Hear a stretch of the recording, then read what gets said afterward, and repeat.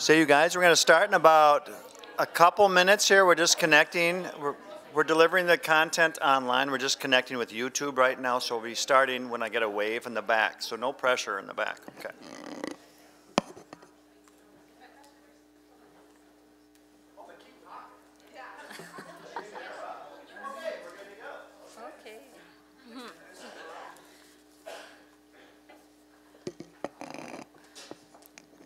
Welcome. I just want to make sure that the technology is working. Can you hear me in the back there? Okay, great. Welcome to the Spring 2018 session to the Diversity Data Deep Dive, a follow-up of the Fall 2017 inaugural event held in November 2017. Maybe some of you were at that event. My name is Virajita Singh, and I'm Assistant Vice Provost in the Office for Equity and Diversity and the faculty in the College of Design. I'd like to start by thanking the Diversity Community of Practice Assessment Committee, excuse me, and the Office for Equity and Diversity for hosting and sponsoring the event. Current assessment committee members are Teddy Potter, Naeem Madyoun, Victor Masalia, excuse me, Emily Hyams, Alyssa Jones, and myself. Special thanks to Emily Hyams from OED for her tireless work on the many behind-the-scene details on making this today's event happen. Thank you to all of you who have taken time in your busy week to be here in person or are watching on our live stream online. Welcome. To give some context, I must mention the Diversity Community of Practice, a grassroots committee of staff, faculty, and some administrators who are actively working to advance equity, diversity, and inclusion at the University of Minnesota.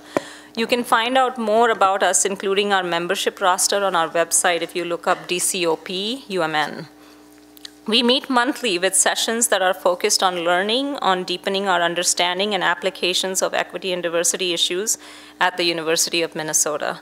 While our membership is currently Twin Cities campus-based, we hope in the future to find ways for our system campuses to participate. The DCOP has 4 committees: the Assessment Committee, the Programming Committee, the Communications Committee, and our newest committee, the Policy Review Committee, that offers feedback to university policies as part of the new Equity Lens process. The Diversity Data Deep Dive was a brainchild of the Assessment Committee that continues to think of ways to engage data in the service of advancing equity, diversity, and inclusion on our campus. The seeds of this event also emerged from conversations over the last 2+ years I have been having with experts across the Twin Cities campus who work with data in different contexts. They are John Kellogg, Director of the Office of Institutional Research, Ron Huseman, Director of Institutional Assessment, Krista Soria, CERU Administrator, Daniel Jones-White, Research and Development Director of the Graduate CERU, Brandon Sullivan, Senior Director of Leadership and Talent Development, and Jennifer Engler, Employee Engagement Manager, both of whom are in the Office for Human Resources. And finally, Assistant Vice Provost Ola Graham in the Office for Vice Provost for Academic Affairs. These conversations helped identify a campus-wide need to understand data, its nuances, and its limitations as we advance the work. The Diversity Data Deep Dive inaugural session in fall 2017 was organized with welcome remarks from Interim Vice President for Equity and Diversity, Michael Goh, who was then the Associate Vice Provost, and Associate Vice President of Research, Claudia Newhauser, followed by 9 stories presented in a rapid-fire format by staff across campus about the use of research and data around diversity. Then there were focus group sessions organized around institutional data, undergraduate student data, graduate student data, and employee data, and then a wrap-up session.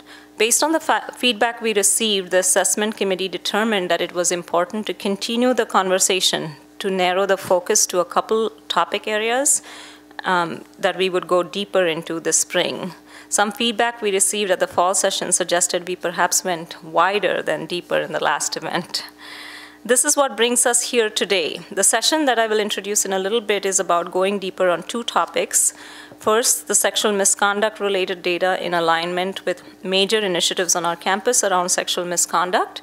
And second, the SERU data that focuses on LGBTQ undergraduate experience drawn from research universities in alignment with the need to understand experiences of students with marginalized identities and take action. Let's first start with the question, why is data important in the context of diversity? I can think of two immediate answers. The first answer to that question is that our context makes a consideration of data inevitable. Our society is a data-driven culture where data is used and often manipulated to make a case. As we know, news of a data breach of millions of Facebook users for political purposes has been raging on the news cycles these days. We are surrounded by data. From big data to smaller data systems, we are swimming in a sea of data. And yet, while being surrounded by data, we don't seem to find the data we specifically need. It's a case of water, water everywhere, not a drop to drink. If our larger culture is data-driven, the same can be said about the higher education context, and that too at a Research One institution, when research and data matter tremendously and the quality of data matters in particular. We are driven to perfecting our data and research. The second answer to the question, why is data important in the context of diversity, is that we need data to know where we are at in terms of our community, its demographics, and its experiences of equity, diversity, and inclusion, so we can take action. Data helps identify our baseline and is needed to take effective action. I find the metaphor of biometrics, as in the healthcare field, very useful. Seeing our biometric data gives us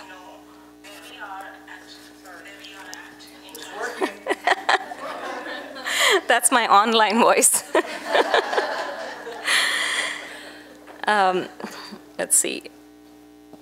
I find the metaphor of biometrics, as in the healthcare field, very useful. Seeing our biometric data gives us a read of where we are at a point of time with our health. It's a baseline from which to start. And if anyone has tried to move the dial on biometrics and has taken efforts to make changes to diet, exercise, and other lifestyle factors, one knows that this is easier said than done. There are a complex set of actions that are needed to fall in place. Often, a great deal of support from family, friends, and community is needed to make the change happen and to achieve the desired results. What I've mentioned so far also has its pitfalls.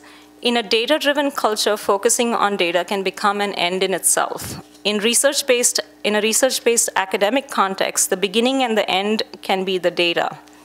And the struggle to achieve the perfect instrument and to make the data as reliable as it possibly can without making significant connections to taking action.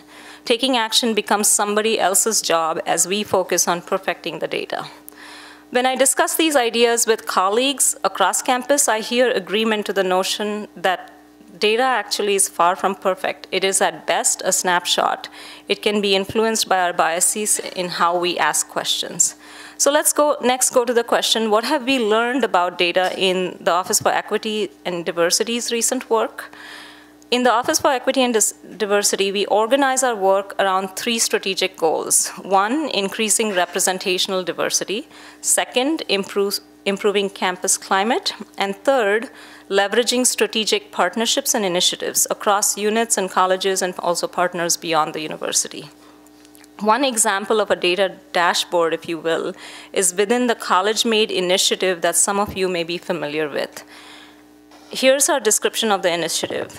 College-Made engages colleges to envision, declare, and attain their own mission-driven equity and diversity goals related to increasing representational diversity, improving campus climate, while leveraging strategic partnerships and initiatives at the University of Minnesota.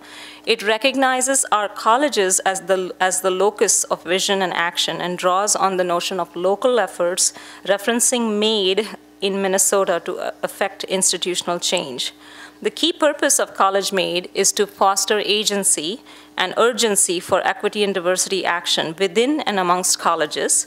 College-Made advances the idea that for the University of Minnesota to reach its most ambitious diversity goals outlined in its strategic plan, Leadership, commitment, collaboration, and shared responsibility and accountability from our colleges is critical.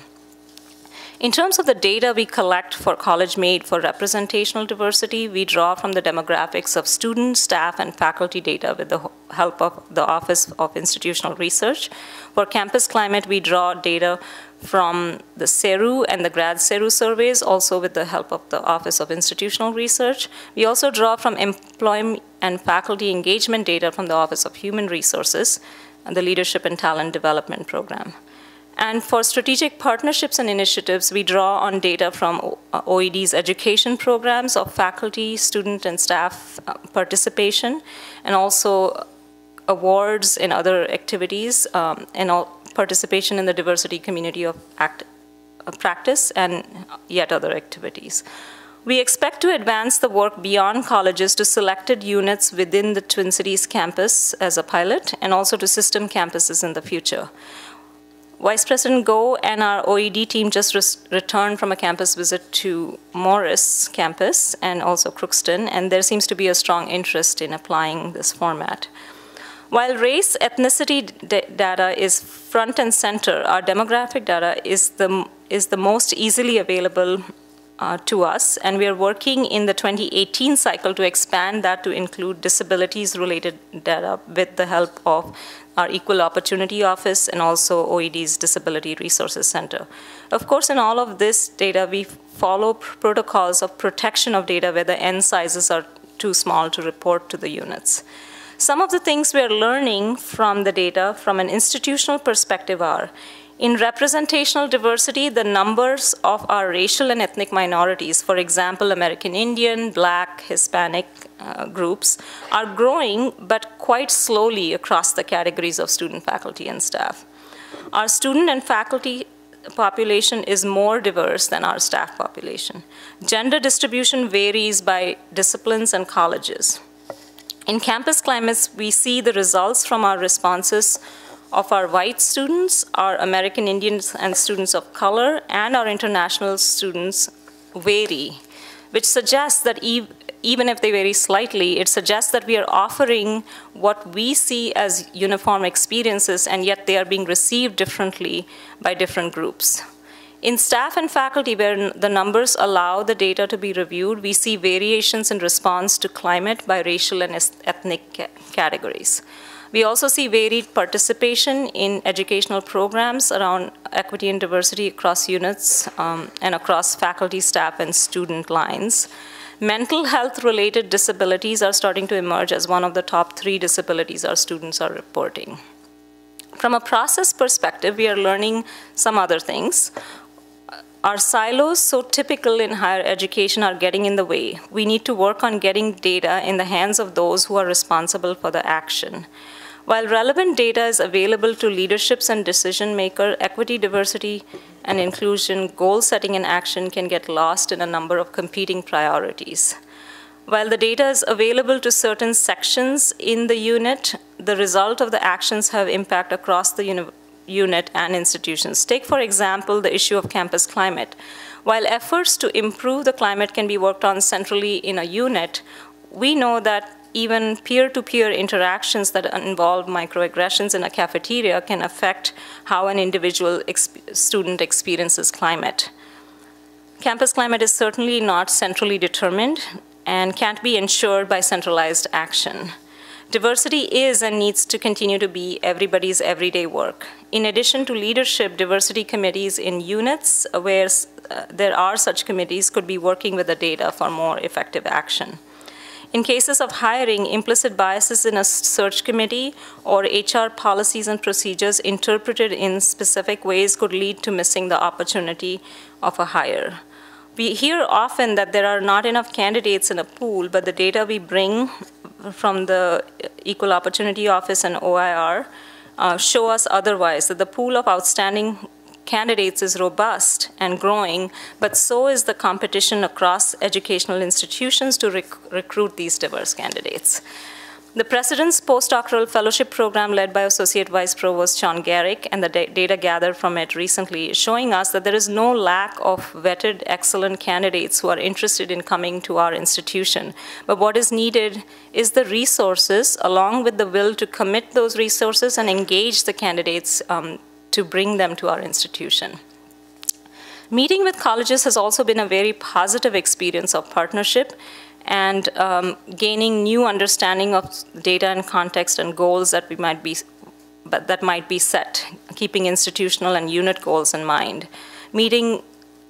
Around these meetings, we bring together different departments and colleagues sort of together for a small common goal.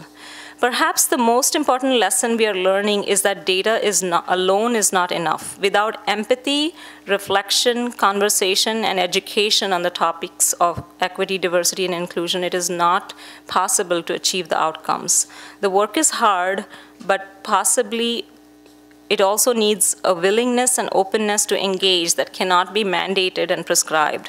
But paradoxically, these insights and perspectives emerge much more clearly in the close examining of the data. Data is one of the much needed tools that we need to engage this topic. So if I could propose a vision, it would be a sort of collective vision. It would be to draw, I would draw from my lens of design thinking that suggests proceeding with empathy, defining the problem, ideating and prototyping the solution, testing it and continually improving on it. There are no magic fixes, so we try to understand diversity data in an ongoing way with all of its complexities and do so in partnership with others within our units and across our institution. The diversity data deep dive is one example of a prototype in which we bring topics around diversity to focus and use it to deepen our understanding of where we are at and prompt action. My hope is that by regularly engaging with the data in specific ways while connecting it to action, we will increase our data literacy, our institutional capacity, and make progress towards the goals we have set for ourselves. So on that note, let's head to the agenda for today. Please note that the bios of all our speakers are available in your scheduled document. The next session is session 2, Data Context on Sexual Misconduct, and this will be followed by session 3, the data context on CERU, LGBTQ student experience, which will also include a short presentation on the fundamentals of information security. Just a reminder that the live stream will end after that session. The session 4, the teach-in sessions will happen in breakout rooms. The room numbers are in your schedules. It'll be around diversity data collection, analysis, and disseminations. And these are concurrent sessions for you to pick one, but I'm sure the presenters won't mind if you choose to hop into different sessions through the hour. Feel free to do what best serves your learning in these sessions. The format of those sessions are there will be presentations in the beginning, but it's also intended to be conversational and consultative. So feel free to ask a lot of questions and bring issues that might be useful for the whole group. So after those sessions, we will regroup here for the final concluding session at 11:50. Just for a recap, there's some facilitators who will be reporting back on what happened in each of those rooms, and then we'll think about the next steps. With that, let me welcome Tina Marisam and Katie Eichley to the first session, with Tina presenting first. Oh, okay, Katie presenting first. Okay, so we're going to switch Katie's.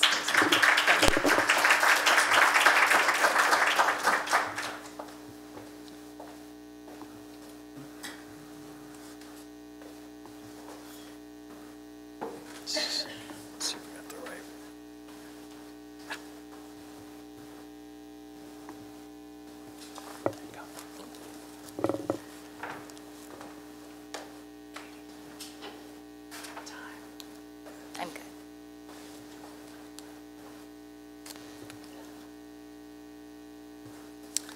I'm going to quickly find my place. Actually, was there another PowerPoint that was available? I think this is the wrong.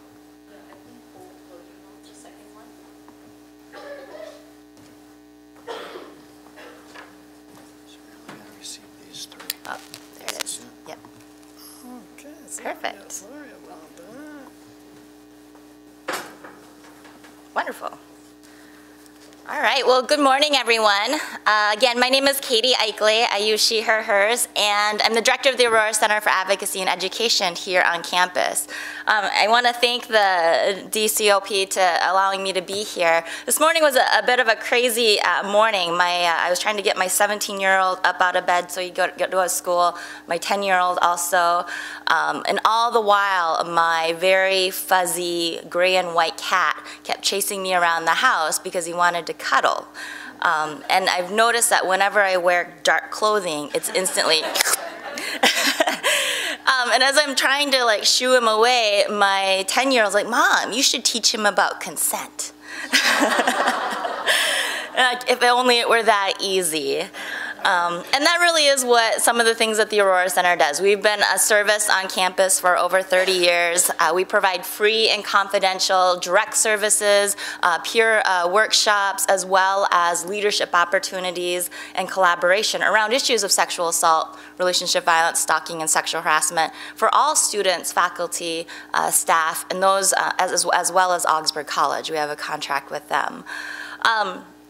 And really what we try to boil down our work to is there's a lot of intersections. Of course we focus on gender-based violence, but we know that the intersection of anti-oppression work and social justice is core to our approach.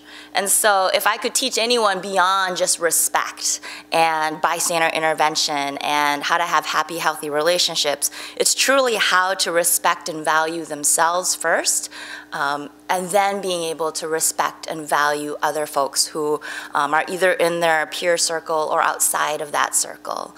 But how do we do that in terms of having support through data initiatives? What we know is that the Me Too movement, a simple spark, a simple idea based and rooted in experiences, has taken an international, there are international implications. I just read an article yesterday that it's changing the face of the work environment and work culture in South Korea. And so people are speaking up with two simple words, but there's so much experience and emotion and humanity that comes with those two simple words. And so today, I have the pleasure of talking a little bit about the sexual assault initiative that our campus has been working on. In addition, just giving you a little brief snapshot of the AAU campus sexual assault survey. And what I will say about that is there are probably 400 pages worth of reports and data tables that are all available on the Aurora website. If you're ever curious and want to know more about how our students are experiencing sexual assault and sexual misconduct.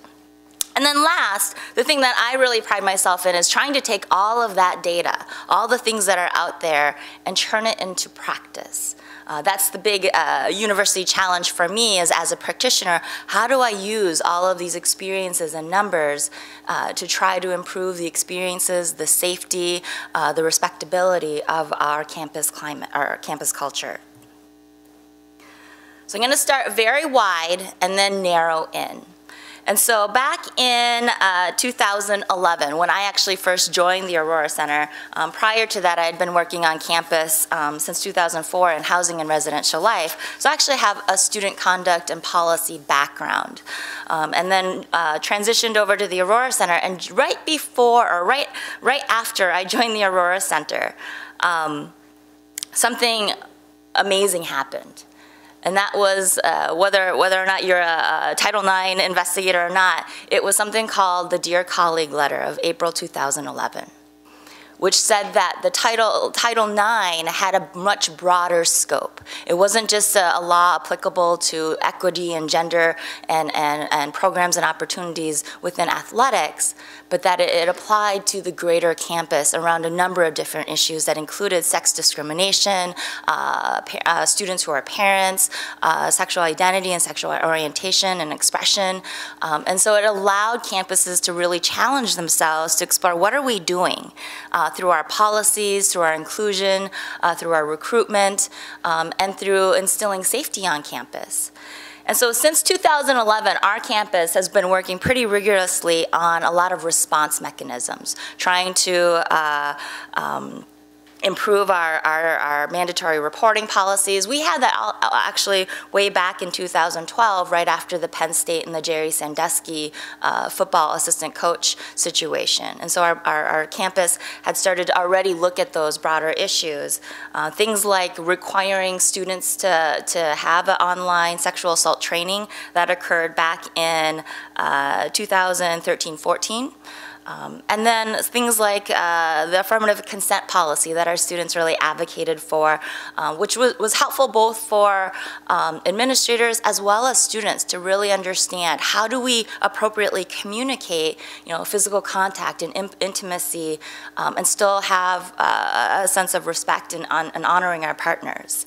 And then more recently, the President's Initiative to Prevent Sexual Misconduct. Like many of these different key items, I could go on at great length in talking a little bit about the evolution of that. So if you ever have questions about it, please feel free to contact me afterwards. But this is a big picture lens of some of the things that have been happening on our campus. What I'm really excited about then is where we're headed towards prevention. Because we've done a lot of transition in listening to victim survivors and how they experience a reporting policy or just being able to disclose to a faculty member or staff member looking at policy. And now we're really working with the bystander intervention, as well as looking at how do we improve our response and prevention mechanisms for marginalized populations as well. So that transitions us into, well, what does the data actually say? And in 2015, then Vice Provost and Dean of Students, Danita Young-Brown, had talked about doing a campus climate survey. And so we participated in addition to 26 other campuses across the country, private, public, large, small. And this is some of the key results that were in a nutshell, that in terms of incidents of gender-based violence or sexual misconduct, undergraduate females who were sexually assaulted, we found that they had the greatest number, 23.5% here on the University of Minnesota campus. And that was having experienced some kind of sexual assault, whether that's rape or unwanted sexual contact, while enrolled here at the university. The national numbers say that about 23.1% of undergraduate females had been sexually assaulted. Now we know from other data that undergraduate females actually are the most, experience the greatest rates of sexual assault, and typically in the first 6 months of their first year on campus. But what our research or our numbers, our campus numbers indicated is that the greatest vulnerability for our students, for undergraduate females, was in their first and their second year on campus. Secondly, students who experience sexual harassment. Now, our numbers jumped exponentially to 47.9%, where the national numbers talk about 47.7%. And this also, you'll see the increase for all genders, whether that's male, female, or gender fluid or non-binary folks. When it comes to students experiencing intimate partner violence, about 10% on our University of Twin Cities campus, compared to about the 9.8% nationally. And then students who experience stalking are about 4.5% on campus, compared to 4.2%.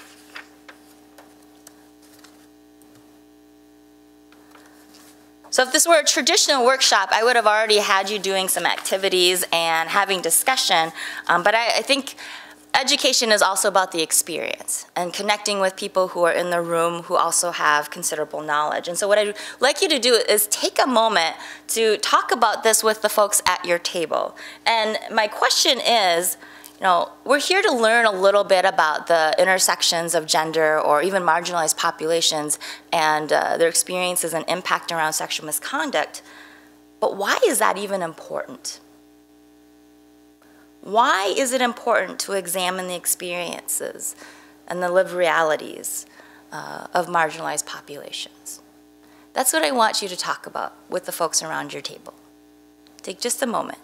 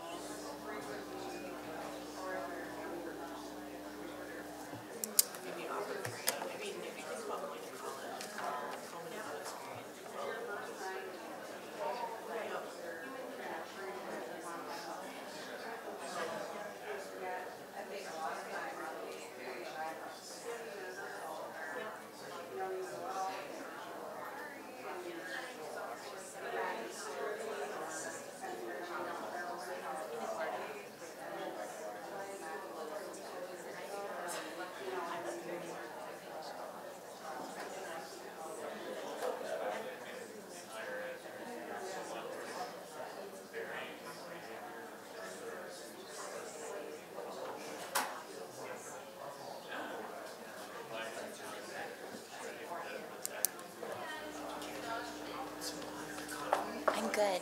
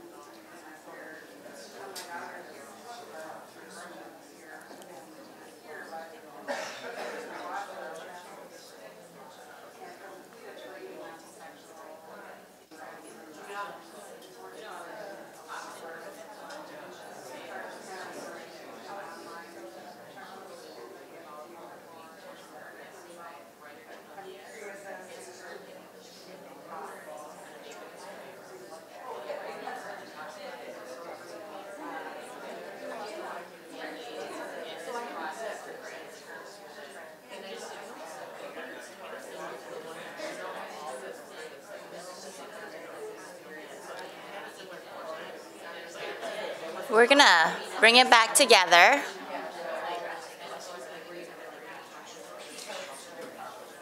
Is anyone willing to share something that they heard at their tables about why it's important to examine the experiences and lived realities of marginalized populations? It's a big question.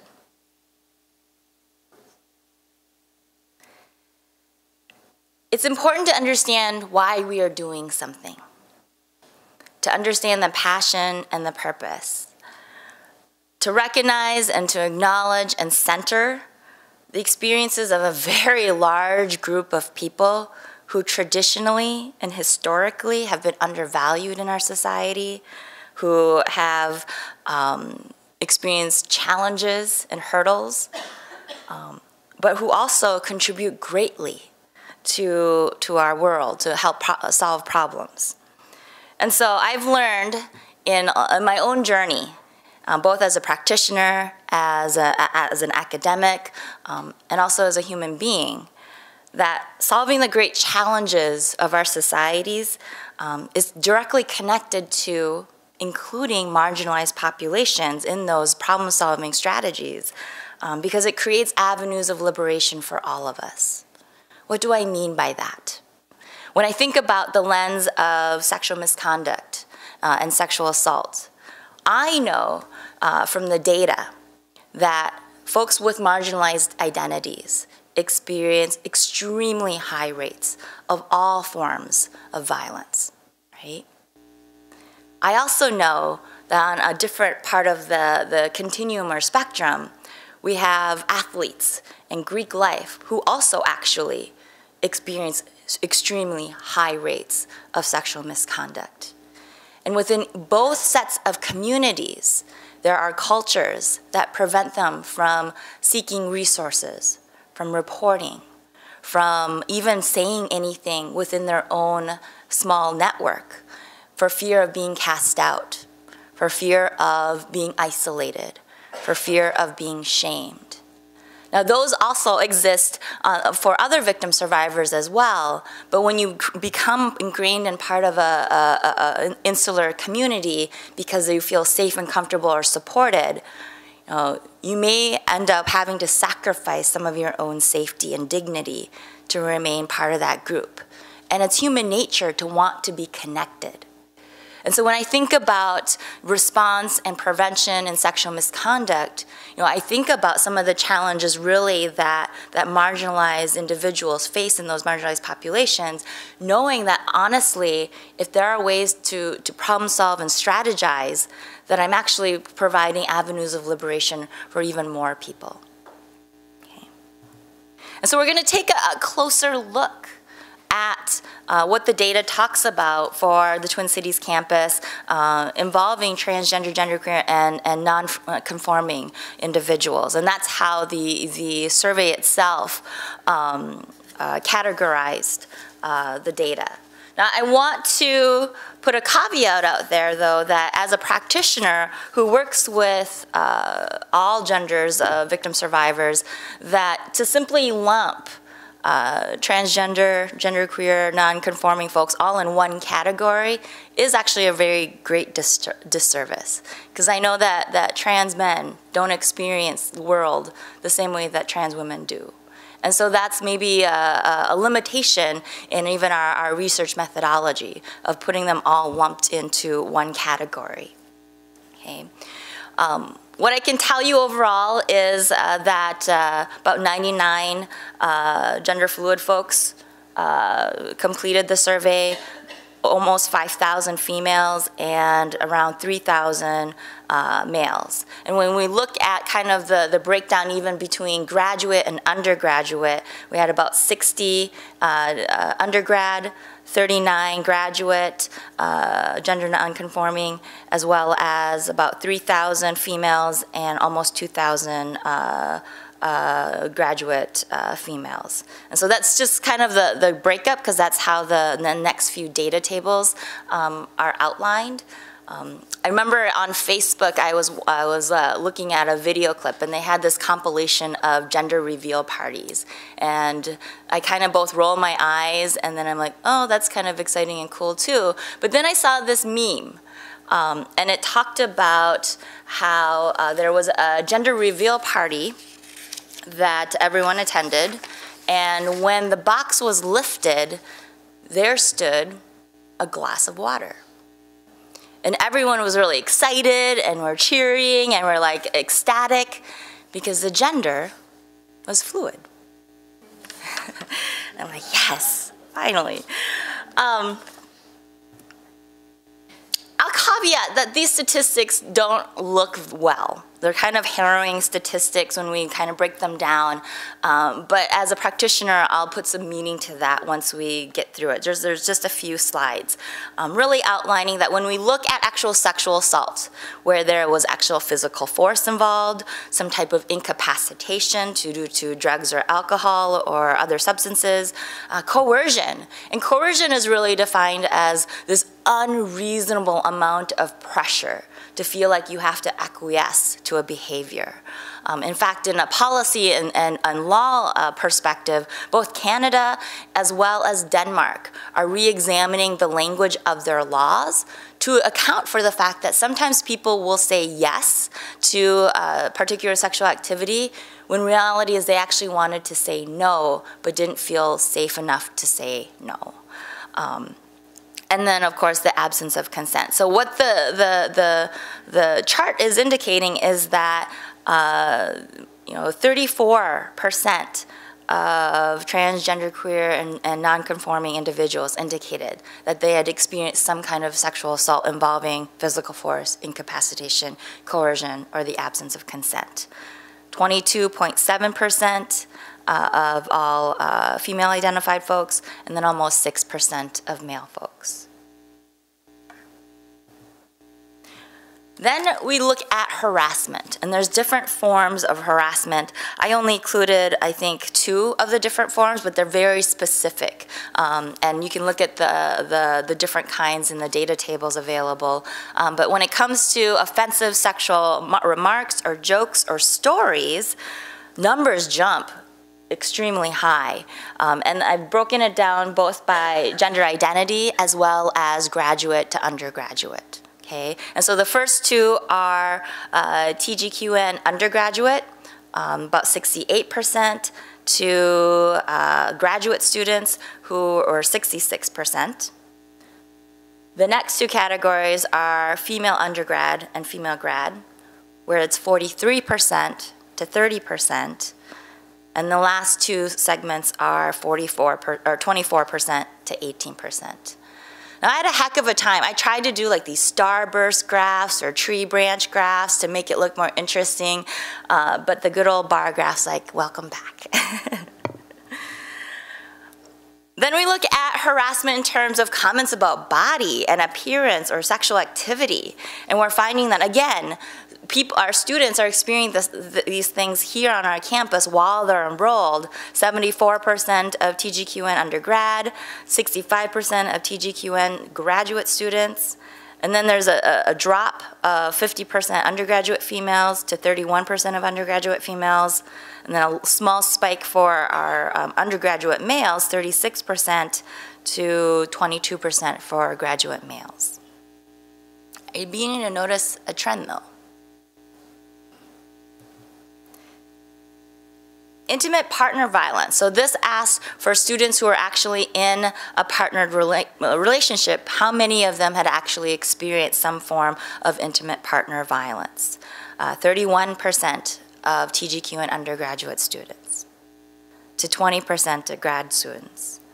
And then a massive jump down to 12% and 7% of female and 11% to 7% male.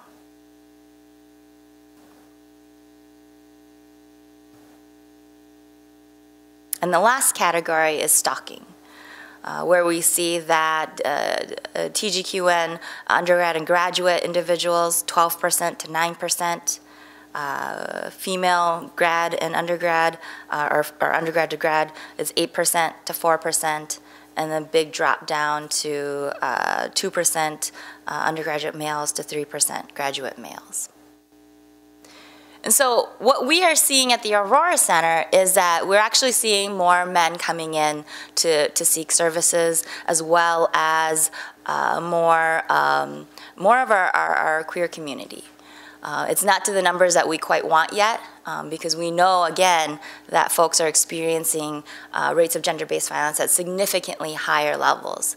And one of the things that we know in terms of looking at gender-based violence and social justice issues is that when you have more layers of marginalized identities, the percentage of you actually experiencing some form of particularly sexual assault, but also sexual harassment, jumps exponentially.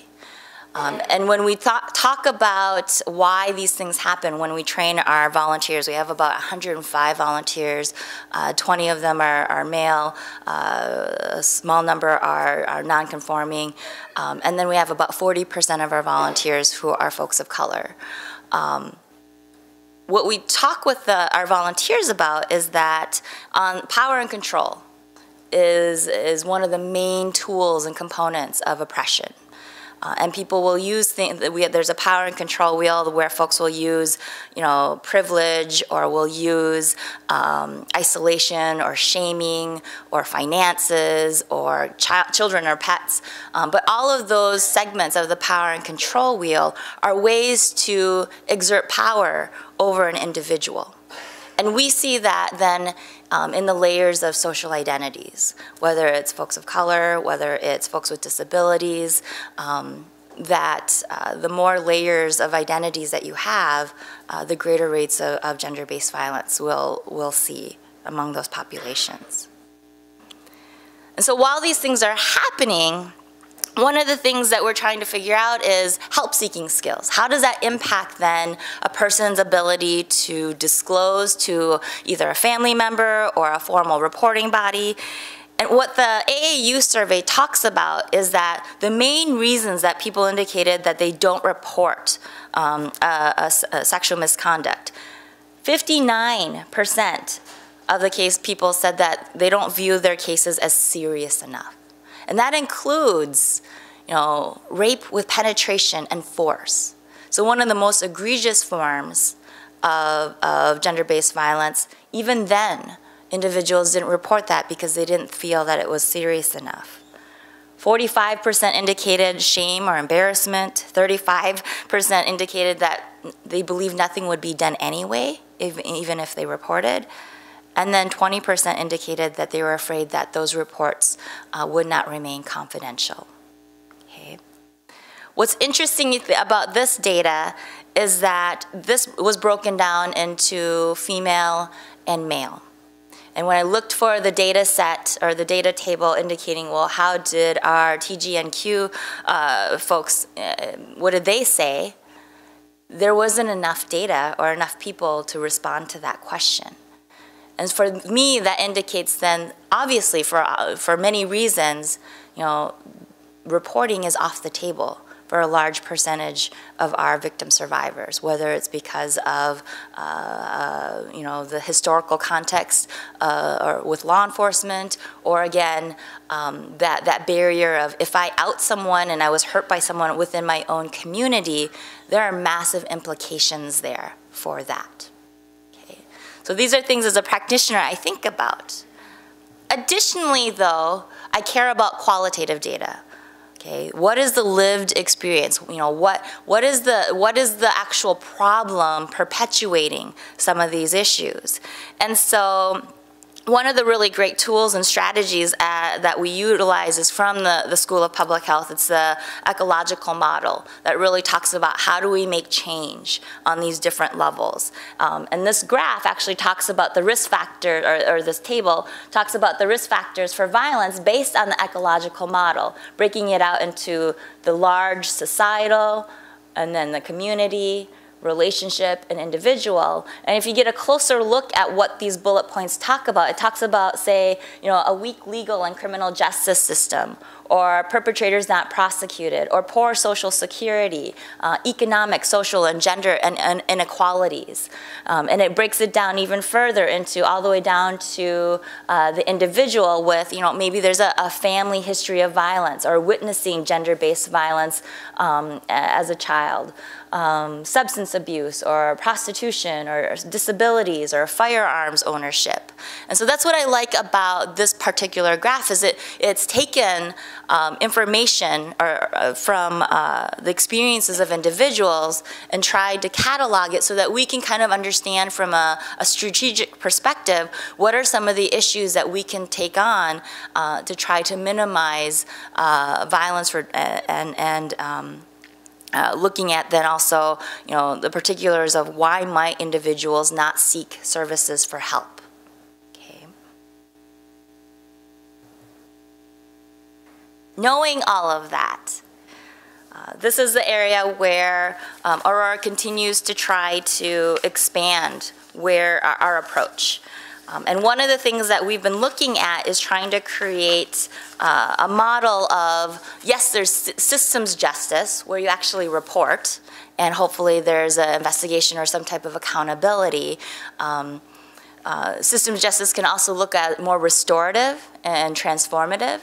Where if you're not able to access law enforcement or social services, is there programs available for community healing, to share stories and share impact and to address the actual harm done within those isolated communities? And that's one of the things we're really trying to explore is what would that look like? What do folks need and want?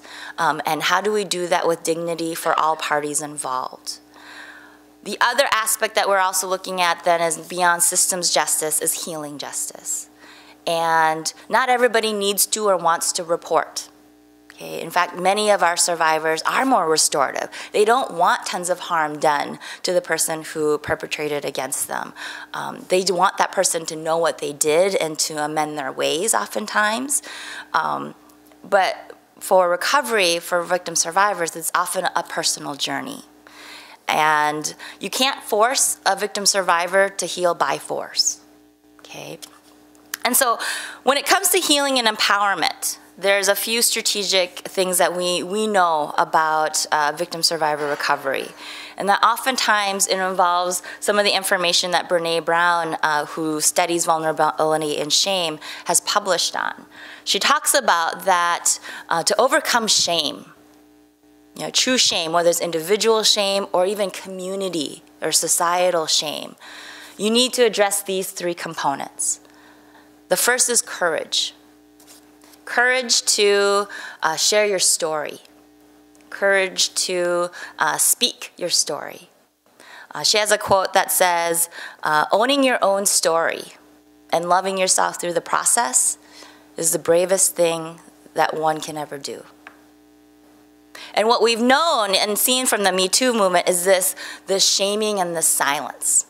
And something that we know many of our survivors used to come in saying is, I feel so alone. I feel like I'm the only person this has ever happened to. And what we realize is that actually individual might actually have many victim survivors. That's one of the things we've learned from the Me Too movement. So courage to speak your story. Secondly, though, once you've had the courage to speak it, are you met with compassion? Or are you met with victim blaming and shaming, right? And so compassion can come in the form of, you know, I hear you, I believe you, I'm here to support you in whatever way that I can. Compassion can be non-judgmental. You know, I don't know what's happening here, but I care about that you're hurting and you're in pain. And that's, you know, what I can focus on. Compassion is also about seeing a person's potential. Yes, they've gone through this really hard time, and then someone believes, but that's not all that you are. You're also a great this, and you're also a great that, and I've seen you excel here, okay? That's empowerment. And then the third is connection. That despite all of those things, the fear of saying something, but then being met with non-judgment and support, but then knowing that there's community, that there are people who still care about you. We call that people pods. And for individuals, some people need many people in their pods. Others just might need one. And I know that it's a counseling method that they're trying to actually expand on other colleges around actually mental health issues as well as folks of color. Who are the people that you go to when you're experiencing microaggressions? Or who are the people you're going to when there are triggers in your life? And how do you get that support?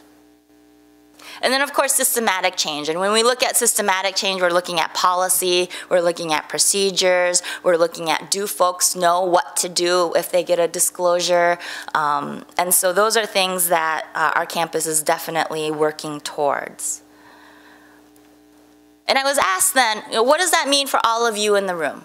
You know, whether you're a researcher or a staff member or just someone who wants and feels compelled to be able to contribute more. And when I think about sexual assault and sexual assault prevention, you know, a professor in the School of Social Work had told me, you know, Katie, you're a person who sees a need and fills a need. Okay.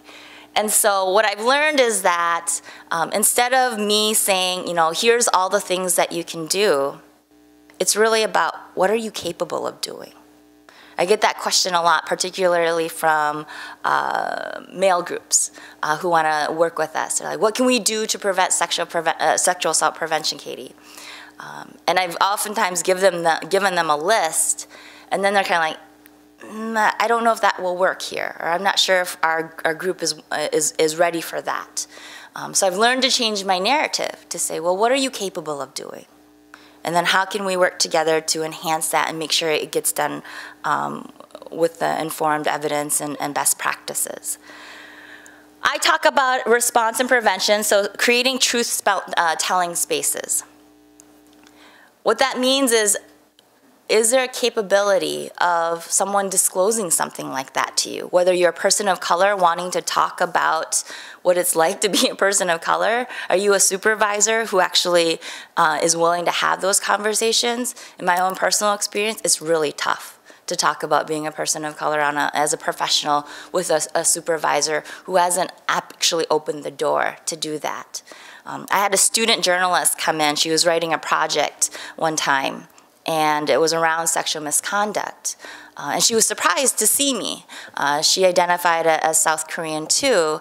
And once she was done with her line of questions for her actual project, she kind of very tentatively was like, "Can I ask you some more questions?" And I said, "I'd be surprised if you didn't." Okay? And like, "Are you asking me about, what it's like to be, a professional like myself?" She's like, "Yes, I've been, And so we talked about that openly, about how coping skills, and what she disclosed was that she's never had that opportunity to talk with folks like that about being a professional and how to navigate those spaces, and to simply name microaggressions. So creating truth-telling spaces, belief and support for survivors to empower individuals, as well as giving survivors choice. And that's extremely important. We want to fix things.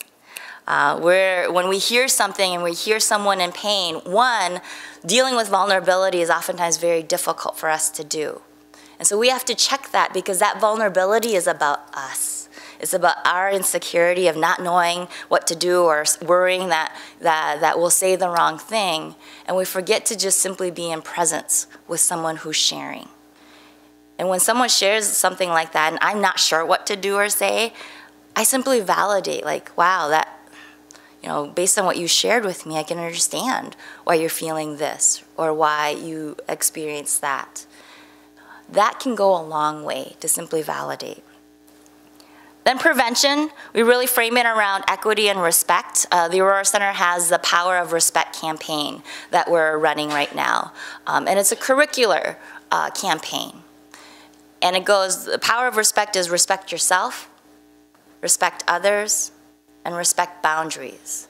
And then under each of those 3 tiers, we have very specific topics, such as healthy masculinity, or bystander intervention, or sexual negotiation, or gender empowerment, to simply encourage people that they have agency and power in their own healing. Those are different aspects. Intersections of identity, comprehensive sexual education, bystander intervention, and then the systematic change is policy change, culture change, accountability, looking at the quantitative and qualitative research around marginalized populations, and then what kinds of resources are available. One of the things that I know that folks oftentimes ask me about is, how do I have tough conversations with colleagues who might be engaging in unhealthy behaviors? That sense of conflict.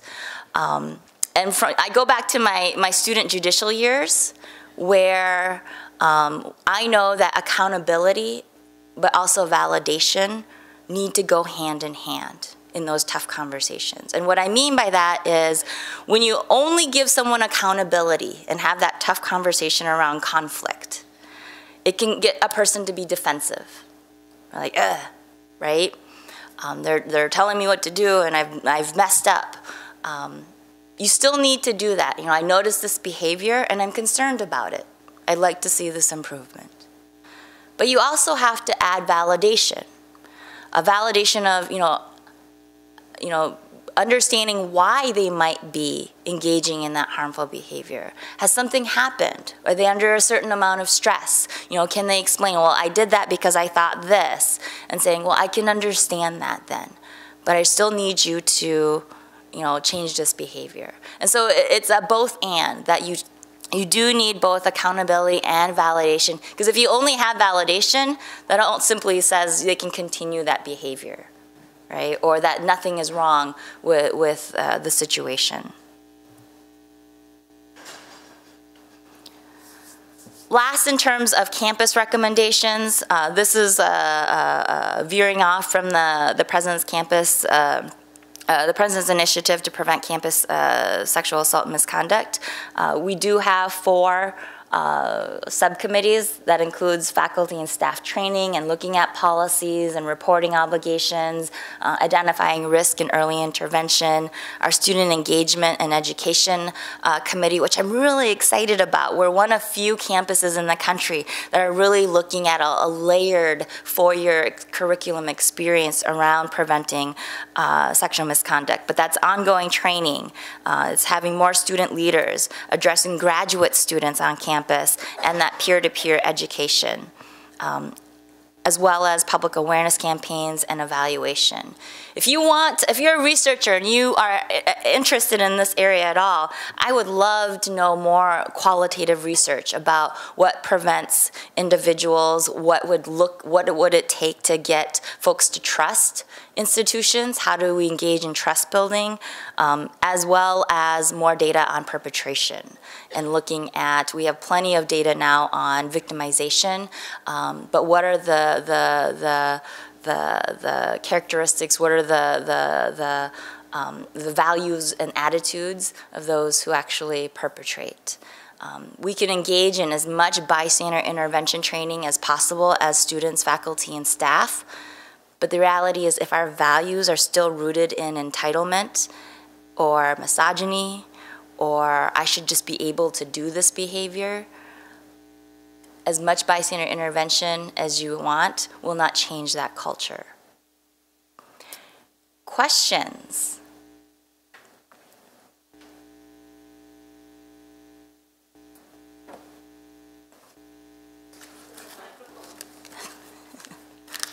Questions?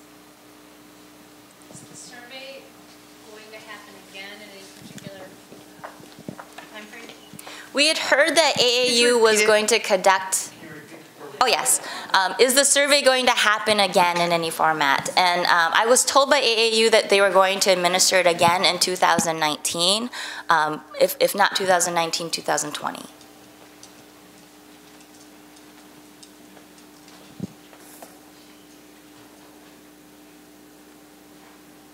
I'm open for individual consultation. I get a lot of really great calls to work through. That is a confidential conversation, but we want you to know that the Aurora Center is a resource for all of you.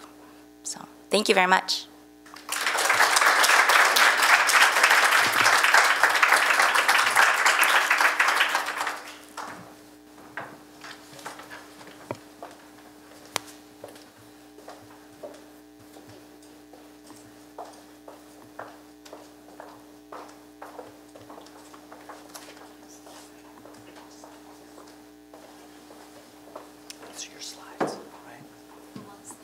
The ones that you had up. Yeah. Yeah. Dyslexic moment with slides.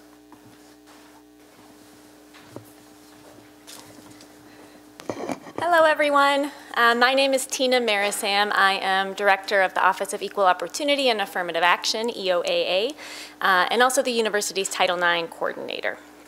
So I'll just share a little bit of information about EOAA to make sure we're all on the same page. So EOAA is the office that receives reports of discrimination, harassment, nepotism, sexual misconduct, and also related retaliation. And we receive reports about conduct by students and conduct by staff and faculty, but the scope of our work is a little different depending on whether the report is that a student engaged in misconduct or staff and faculty. In terms of reports that employees engaged in misconduct, we handle all of those types of reports that I listed: discrimination, harassment, nepotism, sexual misconduct, and related retaliation. In terms of reports that students engaged in misconduct, we only handle those reports of sexual misconduct and related retaliation. And if there's any other reports that students engaged in discrimination or harassment, those go to the Office for Community Standards. And when I talk about sexual misconduct, I'm referring to sexual assault, sexual harassment, stalking, and relationship violence. And when we receive those reports, we respond either through informal problem solving or resolution process, or through formal investigations to determine whether university policies were violated. And we'll talk a little bit more about what those things mean. Find a place for my notes here. So I appreciate being asked to talk here today. Because we've been thinking a lot about data in EOAA recently. And I'll be honest, this is a little bit new to us. We have, I think, historically not been a very data conscious or driven office. We've really been consumed and focused on responding to and addressing individual reports that we have gotten in our office, and not seen ourselves as being a piece of providing a bigger data picture. And that has changed. You know, previously we had prior to this past January, we had a very clunky database that we couldn't even query by ourselves. We had to have institutional research do the query for us. You know, when we didn't have accurate ways to take in data, we would kind of do a pencil intake form, and if we got really busy, it might not be filled out completely. And that all has changed very rapidly over the past couple of years. And that is because, you know, in the past, we might have not needed to collect, you know, really accurate information in our database, because when we needed to report, we would go through files manually. Given the increase in reports that we've had, and also the increase in requests for data, that is not an option for us anymore, and we've had to think really carefully about how to better collect really accurate data and make sure that we have ways to report it out.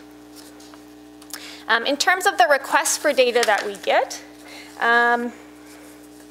get very frequent requests under the Minnesota State Data Practices Act, the statute that says that a lot of the information at the university is to be made public upon request. And so we get requests from people within our community, from the public. We also get a lot of requests for data from the media. Big requests like, you know, provide all of the sexual misconduct reports over the last 5 years, categorized by whether the respondent was a student or faculty member or staff member, and, you know, providing what happened in each case. So we get really large data requests now from the public and media. We also report data, and have for a long time, under the Clery Act, which requires that we report crimes that happen on or near campus, including sexual assault, stalking, and relationship violence. About 2 years ago, the state of Minnesota passed a statute asking us to report slightly different data on sexual assault, stalking, and relationship violence to the state. So that's additional data that we're collecting and providing.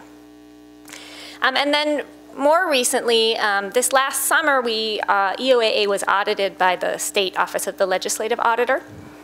And they came in and wanted to look at our processes and assess them to find areas for improvement. And they did a really thorough job. They looked through every single one of our sexual harassment files involving employees for a year.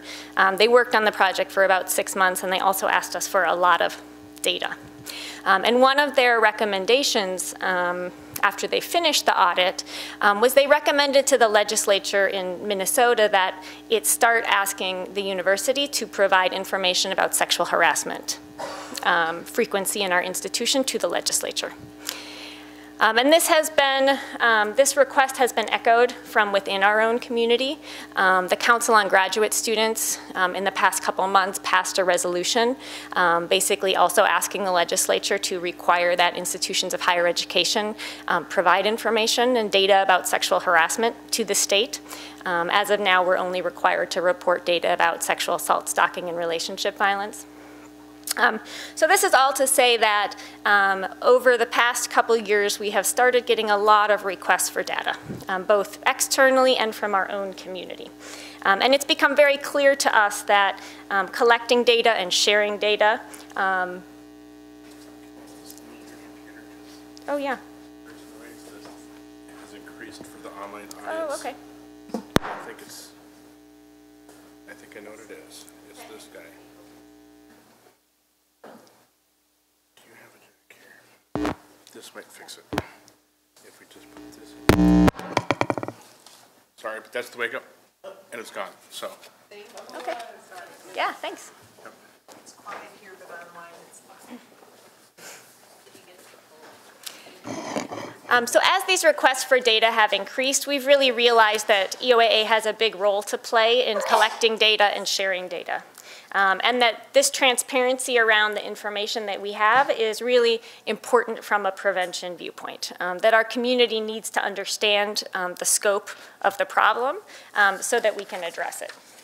And it's also important for our communities to know how we respond to sexual misconduct reports that we receive, both so we can hold ourselves accountable and elicit useful feedback, and also so we can build trust in our processes and hopefully increase reporting or make that more of an option for our community. So we've done a couple things over the past year or so to get better at this data collection and reporting. First of all, we've really focused on capturing better data. We created a detailed intake form where there's required fields and consistent data definitions. We upgraded to a new reporting software in January, so we're able to produce more reports more easily. And most importantly, we've really been thinking about how, with all the data that we have, how do we share it in a way that's understandable and provides context for what's really happening? And we took our first cut at doing this year and put out our first annual report, which you can find on our website, in which this first annual report covers fiscal year 2017. July 1, 2016 through the end of last July 2017. So already the data is becoming a little outdated, and that is the data I'm going to present to you today, but I will provide some updates of what's happened more recently when I can. And we've gotten a really positive response to our annual report. It's also elicited a lot of requests for more data and more information. And that's been really positive because it's made us, the engagement of our community with this issue is really motivating and encouraging. And it's helping us to figure out what better data we can provide to help both the prevention initiative and the response initiative. So any feedback that you have, we would appreciate, as we'll be creating our second annual report this summer.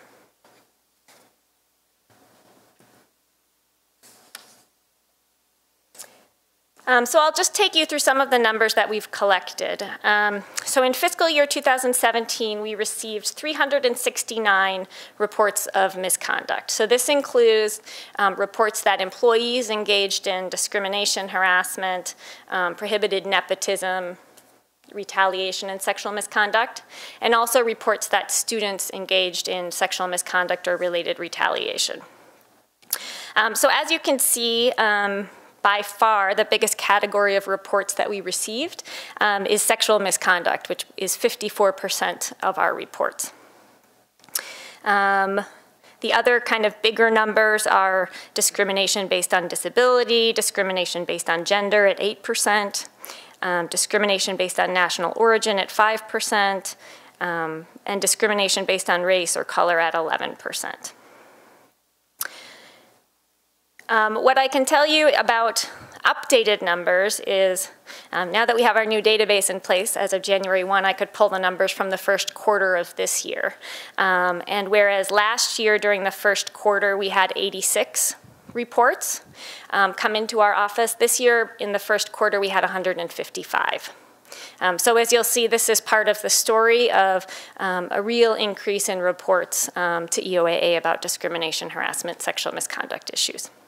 So if that holds, we'll be on track this year to have about 620 reports as opposed to 369 last year. And one of the, if you look at the asterisk at the bottom, one of the kind of confusing parts about conveying this data is that some individuals report more than one type of misconduct. Right, so it's not uncommon for us to receive, a report from one individual of sexual harassment and sexual assault, or race discrimination and retaliation. And so it has been a challenge for us to find a way to portray this in the data, because it makes the numbers not add up.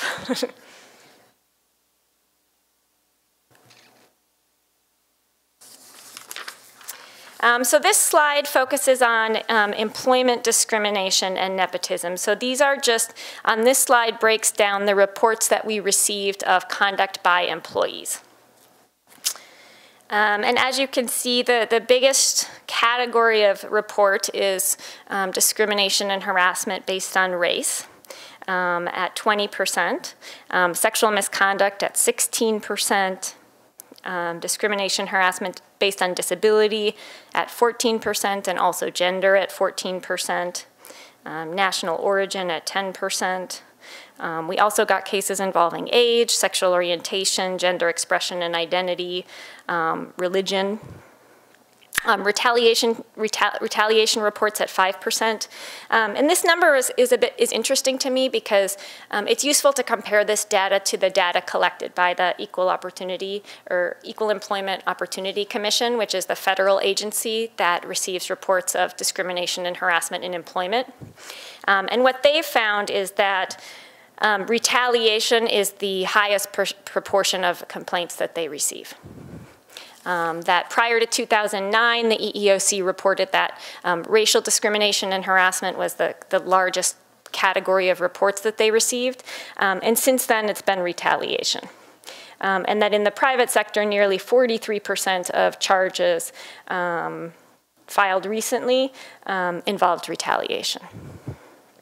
So that's not exactly reflected in our data, and I'm not sure why. So you'll see at the bottom here that we had 80 total investigations of employment discrimination. What this slide doesn't capture, and what I think we're working to figure out how to capture in our next annual report, is that we had about 100 reports of employment discrimination that we didn't investigate and that we addressed in other ways. And I think I'll segue and talk a little bit about this because I think it's really important to understand this context and also has been challenging for us to describe in something like an annual report with numbers.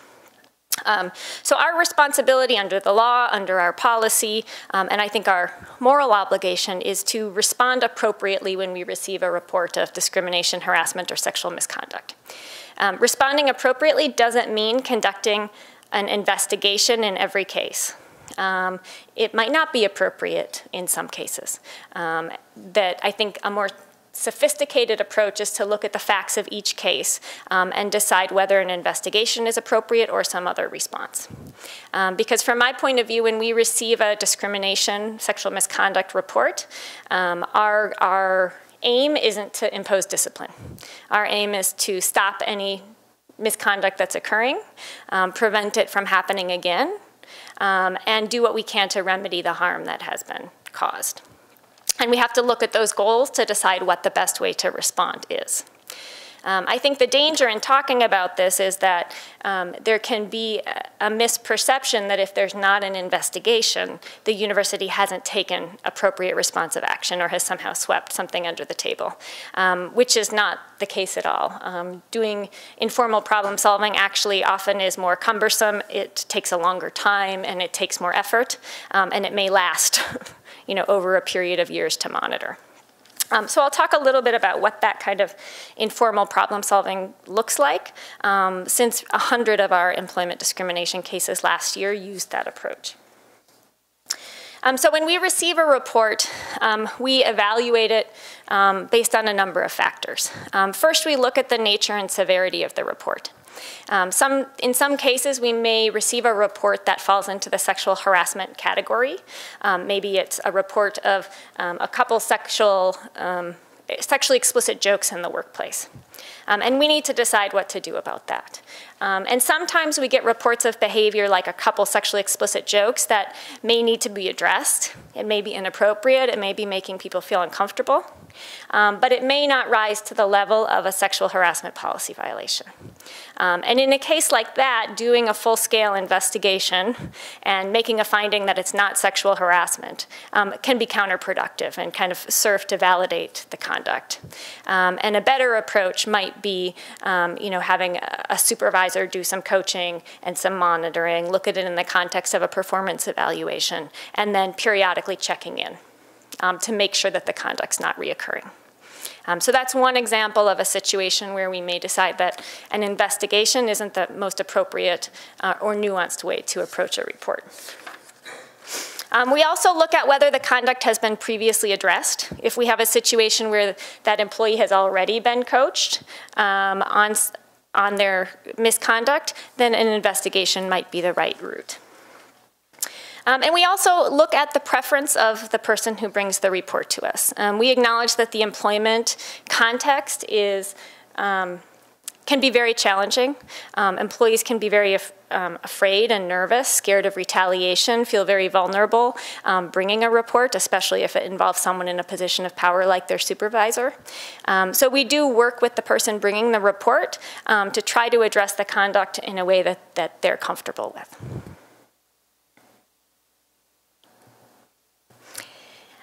So this breaks down the information about the reports of sexual misconduct by employees that we've received. So in fiscal year 2017, EOAA received 37 reports that employees engaged in sexual misconduct. As you can see in the circle chart on the side, most of those reports involved sexual harassment. Of those sexual misconduct reports, we conducted 19 investigations and made 11 findings that our policy was violated. One important thing to know here is that this only captures the reports that are made to EOAA. And that many people report sexual misconduct to their supervisor or to HR. And in the past, that information was not consistently passed to equal opportunity and affirmative action. Under our new reporting policy, we now will capture that information centrally, and so this next year have a bit of a better picture of what's actually happening on campus. The one thing that I'll say about employee sexual misconduct is that for me, given the size of our population on the Twin Cities campus, 37 reports is rather low. Obviously, we want to have no reports and we want this conduct never to happen, but I know that this is very underreported, and I'm very interested to learn from survey data what's really happening in terms of what employees are experiencing on campus. And we don't have good data right now about the frequency of what employees are experiencing in terms of sexual misconduct.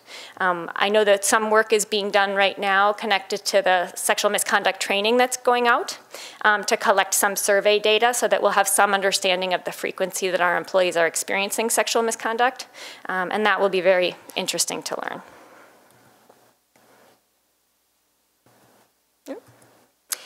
So this slide shows the reports of sexual misconduct by students that we received. It also includes reports that we received of that students have experienced sexual misconduct when the person who committed it is not a university student or is unknown. So in fiscal year 2017, we received 170 reports of student sexual misconduct and conducted 48 investigations. As I think Katie touched on a little bit, for a lot of reasons, many students, and more than not, decide that they don't want to go forward with an investigation. And in those cases, we provide them with resources and options for support, let them know about possible accommodations to their academics or housing or employment. Of those 48 formal investigations, there were 31 policy violation findings. You can see the breakdown in the circle graph. About 34% of allegations were of sexual harassment, 45% sexual assault, 16% relationship violence or stalking. And then I just wanted to touch a little bit on the growth in reports of student sexual misconduct over the past few years. As you can see in the top line of this chart, sexual misconduct reports. In fiscal year 2015, we received 51 sexual misconduct reports. Fiscal year 2016, we received 107. And in fiscal year 2017, we received 170. I think we're on track this year to receive about, I think, around 230. So the reports continue to go up, and I think this is part of the story that Katie told earlier about since 2011, a lot of increased regulation, federal laws, state laws, a lot of increased enforcement of Title IX, a lot of student activism around the issue of sexual misconduct, schools responding to the increased regulation, responding to the student activism by increasing prevention programs, increasing their Title IX staff, increasing awareness among their community of the problem of sexual misconduct and how we address it. I think all those things contribute to the rise in reports. I don't think it's because more sexual misconduct is happening. That's not what the data shows. My view is that this is a positive development, that more students are feeling empowered to come forward and access resources or start an investigation if that's what they want to do, and trusting in the system that will respond appropriately. So last year okay, we'll just stop there. I see we're running low on time. My last couple slides just talk about some of the new data on this topic that we can expect to come down the pike. Hopefully we'll get new information about the frequency of sexual misconduct that students are experiencing from that AAU survey in 2019, hopefully, or 2020. I know we're now, as I said, collecting more information about the frequency of employees experiencing sexual misconduct. And I think now that with the new employee reporting requirement, we're going to have more centralized data on what's happening at the university, especially around sexual harassment, which we look forward to you know, capturing and sharing. And the one other piece I'll mention is that part of the President's initiative to prevent sexual misconduct is an assessment team. And they made a number of plans and recommendations for how they are going to make sure that we have measurement tools to show that we're making progress and to ensure that we're making progress in prevention, which may include additional surveys to the university community. So I look forward to that. Yeah, any questions?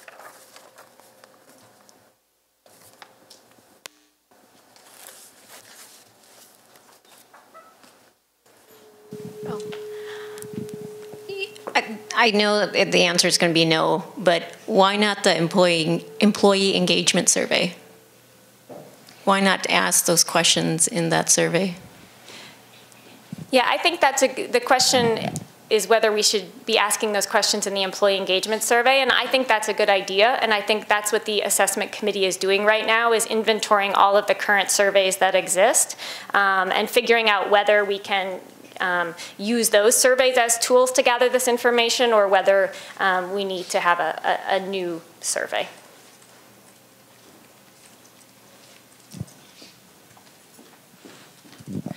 I'm wondering, when people use the anonymous reporting portal, how does it get decided, like which department it's going to and how it's going to be handled?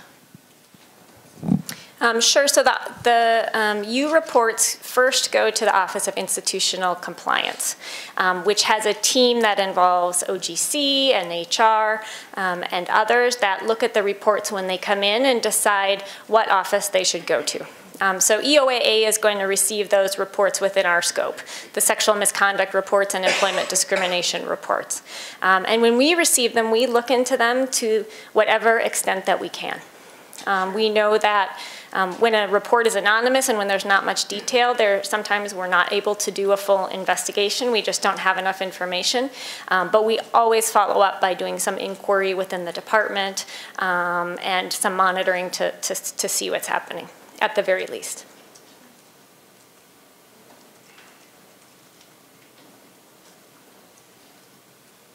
Okay.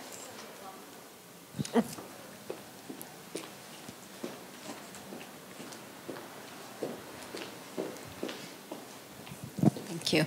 How might the diversity community of practice and also other members as are in our audience today help with the efforts on an ongoing way, sort of a broad picture, but in an applied way?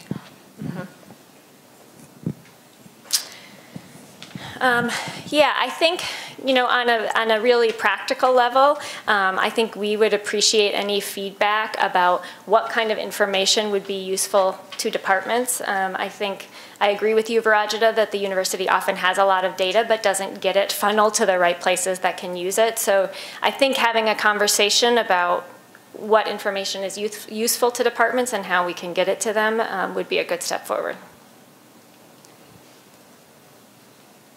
Okay, thank you. Thank you.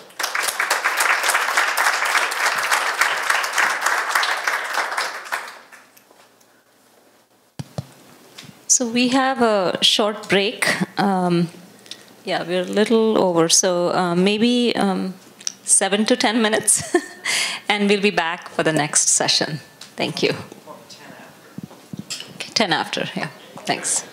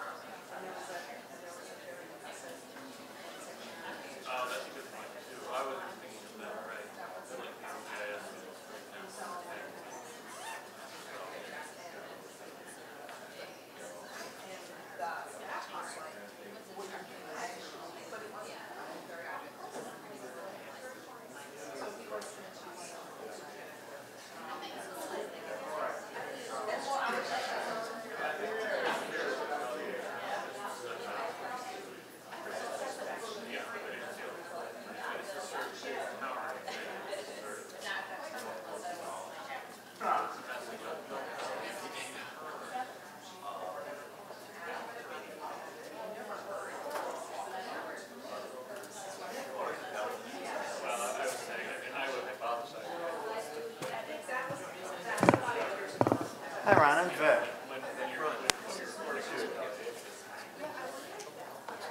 There we go. I'm the director of the Career Professional Development Center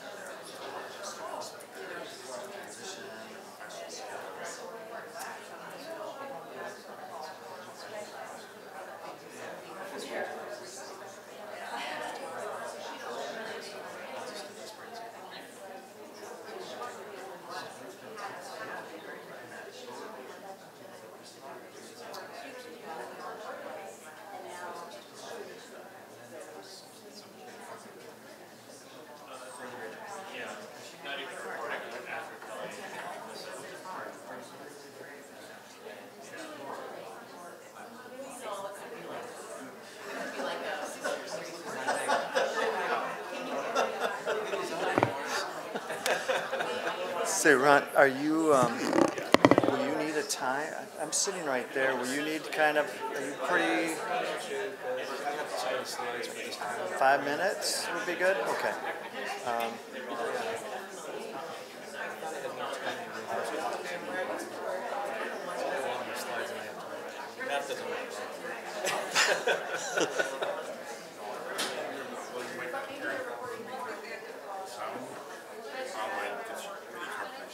That's fine.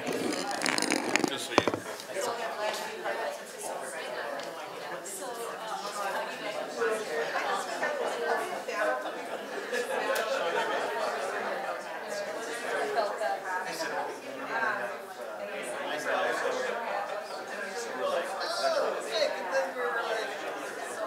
Setting up a meeting.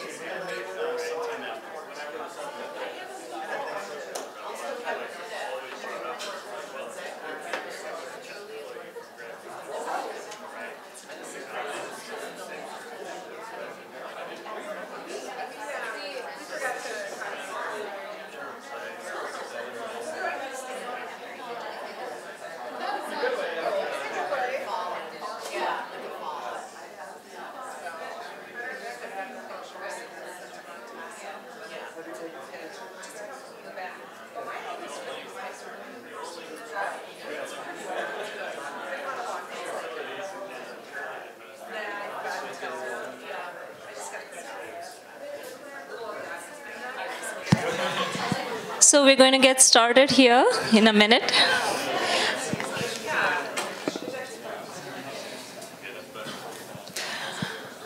All right. All right, thank you very much. Hi, my name is Ron Huseman. I'm a bit of a late addition to the agenda, so my bio is not in their packet. But so if you don't know me, I've been at the University of Minnesota for about 18 years now in institutional research. I started out as an analyst there, so I'm really familiar with the data sources. As now as Director of Institutional Assessment, I also have the opportunity to really, how do we use this information on a national level to help engage higher education in general. Two of the things that have happened recently are the CERU Consortium, which is a group of research universities across the US and Canada, but also an international component to it as well. And I manage that consortium for the US and Canadian side. That's part of my night job. I still have my day job in institutional research.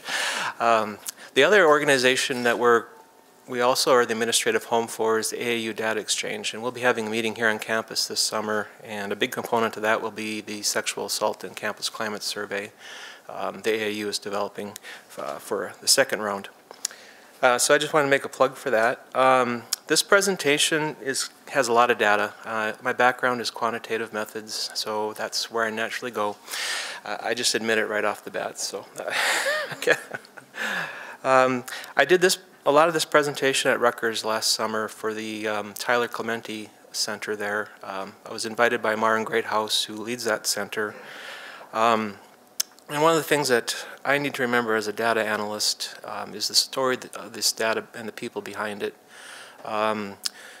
She invited groups that lead national student survey organizations like NESI and CERU and the American College Health Survey Group to talk about how we collect this information. Really to make these subpopulations that we talk about visible because they often are invisible on campus. And until we kind of take a spotlight and look at their experiences, we really don't know how we're going to, as a campus, approach programming and resource allocations and things of that nature. And I had an opportunity to meet Tyler Clementi's mother. I don't know how many of you know the story, but that young man took his own life at Rutgers as a freshman. He was outed by his roommate, and it was a terrible situation. And I think if I can help by getting this data out to people and we can examine these experiences, we can help prevent similar tragedies going forward. Just a bit about the SARE Consortium, and I'll try to keep this brief. It's a group of institutional researchers and policy professionals and professors, scholars, if you will, that are really focused on how do we use information about the student experience to help improve our institutions, but also to use it for policy relevant research. So one of the things I want to really I'm glad I have this opportunity today to talk to you, is that this data set, unlike a lot of the data that I work with in institutional research, is available to the scholarly community. You can access this information. I don't have a lot of time to do that kind of work in my position right now, but I do make it available to researchers who are interested in it. And we've had a couple dissertations come out of this, and I've worked with some faculty members here on campus and across the U.S. To use this information. So a part of it is really just kind of give you an idea of what's in here. I'm going to touch on things very briefly, but just know there's a lot of rich data in this database. And we've been doing this survey since 2009 as a consortium. So we got nearly over 1 million student responses now in the database. I'm going to touch on 1 year from 2016. The SARU survey, I talk about it as a survey on steroids. It is large. It has a lot of breadth and depth about the student experience, and it covers a lot of territory, particularly around academic engagement and disengagement, co-curricular engagement, self-assessment of the students' learning and development. There's a fairly significant section on climate for diversity, which we'll look at some results in a bit.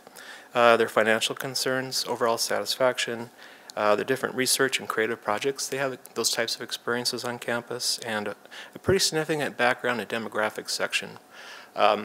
Really information that we can't collect centrally.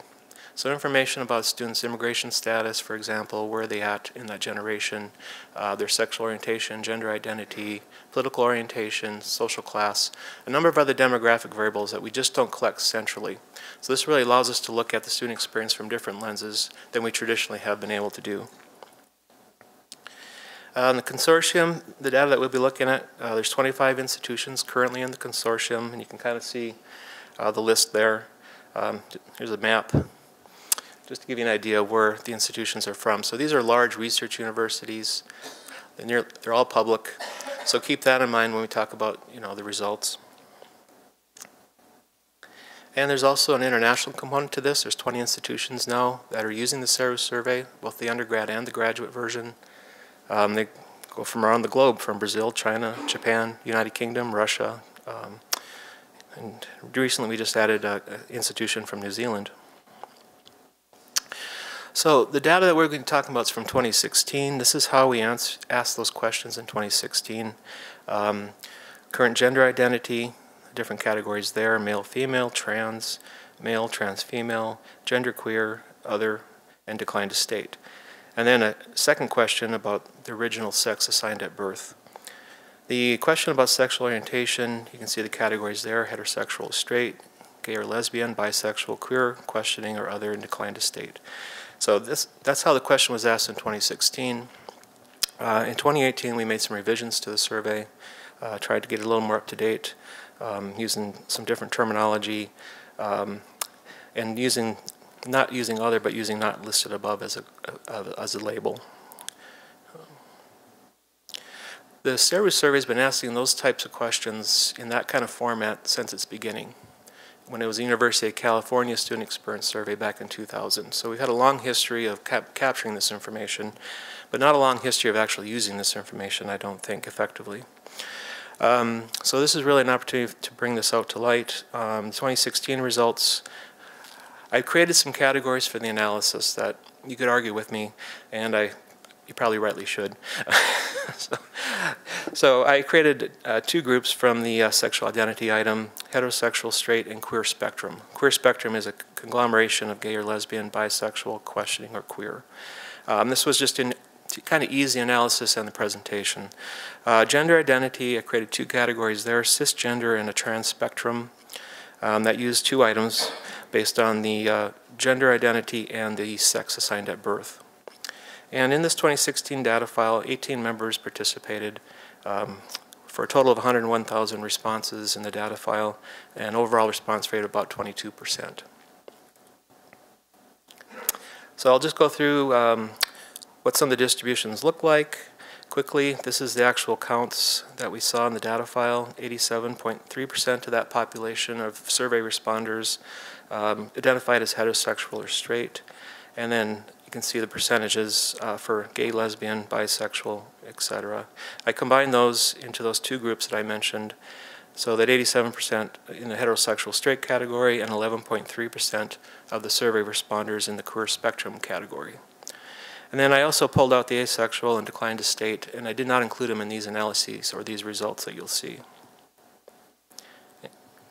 And then the gender identity, you can see the actual numbers there of male, female, and trans. These numbers get quite small even with this large data file. So when I collapse those categories together, around 98% of the survey responders are in the cisgender category. That is, the sex assigned at birth is how they identify themselves now. Trans spectrum, about 1.7% of the survey responders fell into that category. When I look at the NESI results nationally, our numbers are a bit higher than theirs. I think they had around 10% in the queer spectrum category and about 1% in their trans spectrum category. They do survey a different population of institutions. That might be part of it. And please let me know if you have questions or slow down. I talk fast, I understand that. Yes?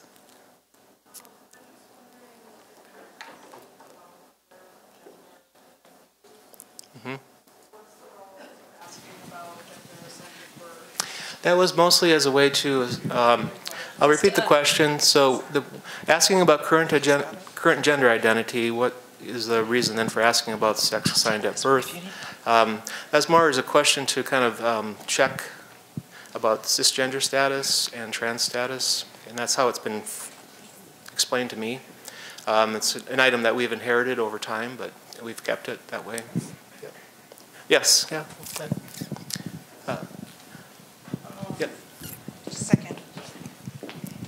Thank you. Do you mind going back to the slide on sexual identity that you were explaining? This one? No, the previous one. Yes. So where do you give definition of sexual identity? This comes from an item in the survey, yep. Yeah, so this one is sexual orientation. Earlier you had sexual identity, so I just want to make sure that they shouldn't be like used interchangeably. They're 2 different identities. Sexual identity here, it's like heterosexual, straight, that's sexual orientation. Yes. Because sexual identity is what your physical, yes. It's based on your physical appearance and also that a doctor identifies, whereas sexual orientation is what? Being gay, queer, and all that. Okay.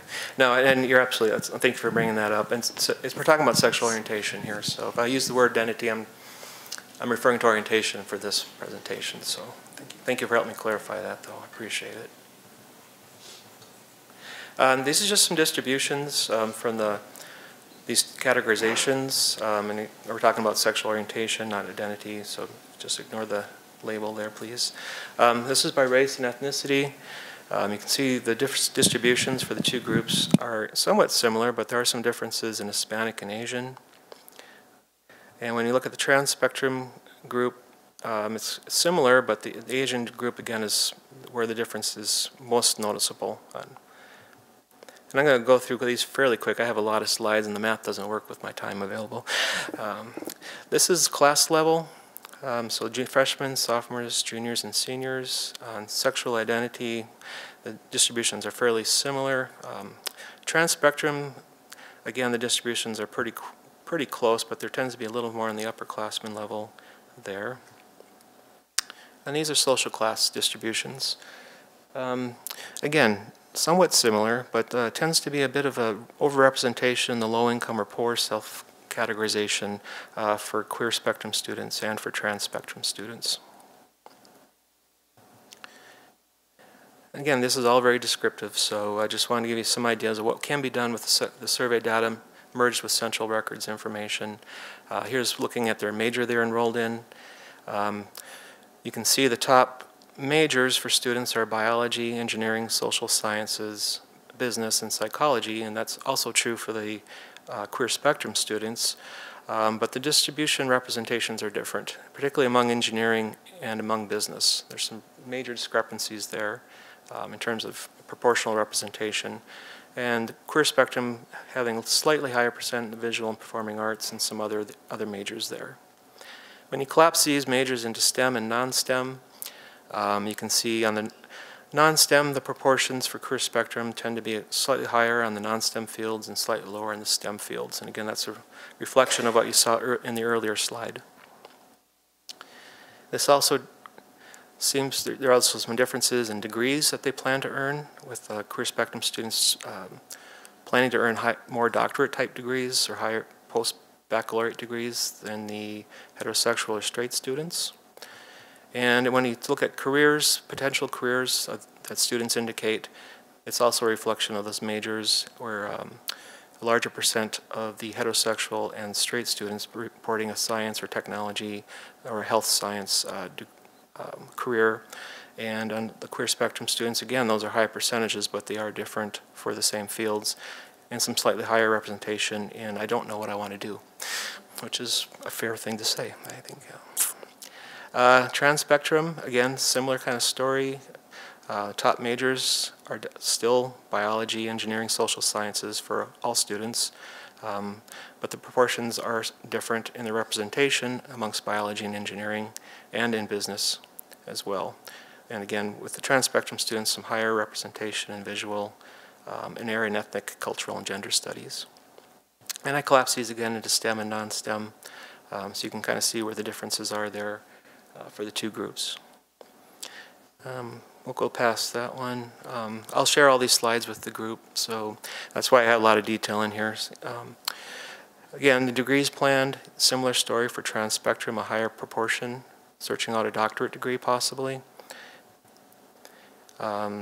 In terms of career aspirations, significant differences in health science in terms of cisgender students versus the trans pursuing that. And then again, I have no idea whatsoever, or arts, audiovisual, some higher proportions for trans spectrum in that group. When we ask students about their satisfaction or sense of belonging on campus, do you feel like you belong here? It tends to be one of those items that's kind of a bellwether for a lot of other things. It's a very general question, but it does encompass a lot of different dimensions of how they feel about belonging and as a person here on campus. And there are differences, not huge differences, but in terms of feeling of the belonging, 82% of the heterosexual straight students agree with that statement versus 75% of those in the queer spectrum category. And then do you feel valued as an individual? Again, some differences there. When you ask students about do they feel respected on a various dimension of their identity, in this case sexual orientation, heterosexual straight students, almost the vast majority would agree with that statement, that their sexual orientation is respected on campus, versus about 79% of the queer spectrum students agreeing with that. And then how often do you hear stereotypical comments from different groups? By heterosexual, straight, and queer spectrum. Do you hear stereotypical comments about sexual orientation from faculty or staff? That's pretty low, luckily. We don't see a lot of that, but it's a little worrisome on the student side. 20% of heterosexual straight students say they hear that often, versus 36% of the queer spectrum students. In terms of satisfaction with their academic experience, their social experience, and their grade point average, there There are some differences, but they're not great. And we see this with the other academic behaviors as well, where often the two groups are indistinguishable, or the queer spectrum students exceed in terms of their behaviors, academic performance, things of that nature. Again, for trans spectrum, on the satisfaction items, you can see kind of similar patterns and differences, but the social experience item is where I start to see some discrepancies that are quite large on this item. And then feeling of belonging for the trans spectrum students versus cisgender, these differences do become kind of, I would consider, significant in terms of, do they feel they belong on campus or feel valued as an individual? And then, do they feel like their gender identity is respected? Cisgender, about 89%. If you break that out by male-female, you start to see some more differences within that group. For trans spectrum, a little over half say that they would agree with that. And then again, where do you hear the stereotypical views, and how often trans spectrum students are reporting higher levels of this from faculty, staff, and from students, more often from students. Okay. This is where we are learning to some of the academic engagement, disengagement items. As you can see, the heterosexual, straight, and queer spectrum graph on the left there, the green and black. You know, how often have you had to contribute to a conversation? You brought up ideas from different classes. Have you gone to class unprepared? And have you frequently skipped class? Luckily, the skipping's pretty low for both groups. But on average, the queer spectrum students are reporting quite high levels of those activities in the classroom. And for trans spectrum students, you see a similar pattern. And just types of activities that they do that are what we would consider high impact learning practices. We looked at a list of these and just kind of ranked ordered them by frequency. So we just took the top 10 here. But doing a research project or writing intensive activities, having an academic experience with a diversity component, these are all high levels of engagement that they're having on campus, and it's fairly higher for the queer spectrum students. They're reporting more of those types of activities than the straight heterosexual students. And it's the same story for the trans spectrum students. The top three being, you know, conducting research, writing intensive, academic experience with a diversity component. And then just how often do they have experiences that expose them to thinking about different ways of viewing the world, either from someone else's perspective or from one that's different than your own, and then having those difficult conversations in the classroom and outside the classroom. On the left is the percentages within the classroom, and on the right, outside the classroom for the two groups. And as you can see, the queer spectrum students are reporting higher levels of all those types of conversations occurring. And it's a similar story for the trans spectrum students. We see quite high levels there too. In terms of outcomes, one of the items that we exchange in the consortium is the GPA of the student. So where they are at in terms of earning their grade point average. The GPAs are fairly similar for the two groups in terms of outcomes, 3.198 versus 3.22, and for cisgender, 3.2 versus 3.22. Those are really not statistically significant differences. So in terms of academic performance, both groups are doing quite well. It's the social components that and the campus climate issues that seem to be the areas of most concern. Involvement with student organizations, you can see that the involvements are pretty significantly close to being to one another. And if you're an officer in those organizations, there's a slightly higher percent of queer spectrum students reporting being in that an officer in a student organization. And for the trans spectrum students, it's a very similar story, and very similar participation rates, and slightly higher in officer experience as well. One of the things that was a bit disturbing when I started digging into this data is talking about how students, you know, are they getting enough to eat? Is there food insecurity issues? Are you cutting the size of your meals because of money? And one of the items that we looked at here was that, how often do you cut the size of a meal? And we looked at the two groups. And for heterosexual students, it's about 1 in 5. And for the queer spectrum students, it's 28%. So it's a slightly higher percentage there. When we looked at trans spectrum, the difference is even greater. About 35% of the transgender students are reporting that often happens. And then just how often do you worry about the debt that you have? And again, there's some differences here that reflects back to that hunger item. You know, a little over half of the heterosexual students say they worry about that often, and almost 2/3 of the queer spectrum students say they worry about that often. And that also is true for the trans spectrum students, where nearly 2/3 often worry about that. And another item related to that is how much work are you doing? And we looked at the percent working off campus and 20 hours or more. For the 4 groups, it's pretty consistent. Percent working off campus, roughly a little over 1 in 4, just a little over a quarter. But the percentage that are working more than 20 hours, that's where you start to see some changes. In the queer spectrum student, that's about 41%, and for the trans spectrum students, about 42%. So those percentages are higher of working off campus and for longer hours. And then just some of the mental health issues that students are facing. Have they been an obstacle to your student success? That's one of the items on the survey. And the percent that say that is often a problem, it interferes with their success. 23% of the heterosexual students report that, but 45% of the queer spectrum students are reporting that is often an obstacle. And on the right-hand side, you can see the same for the trans spectrum students. It's over half are reporting that's an often been something that's interfered with their success.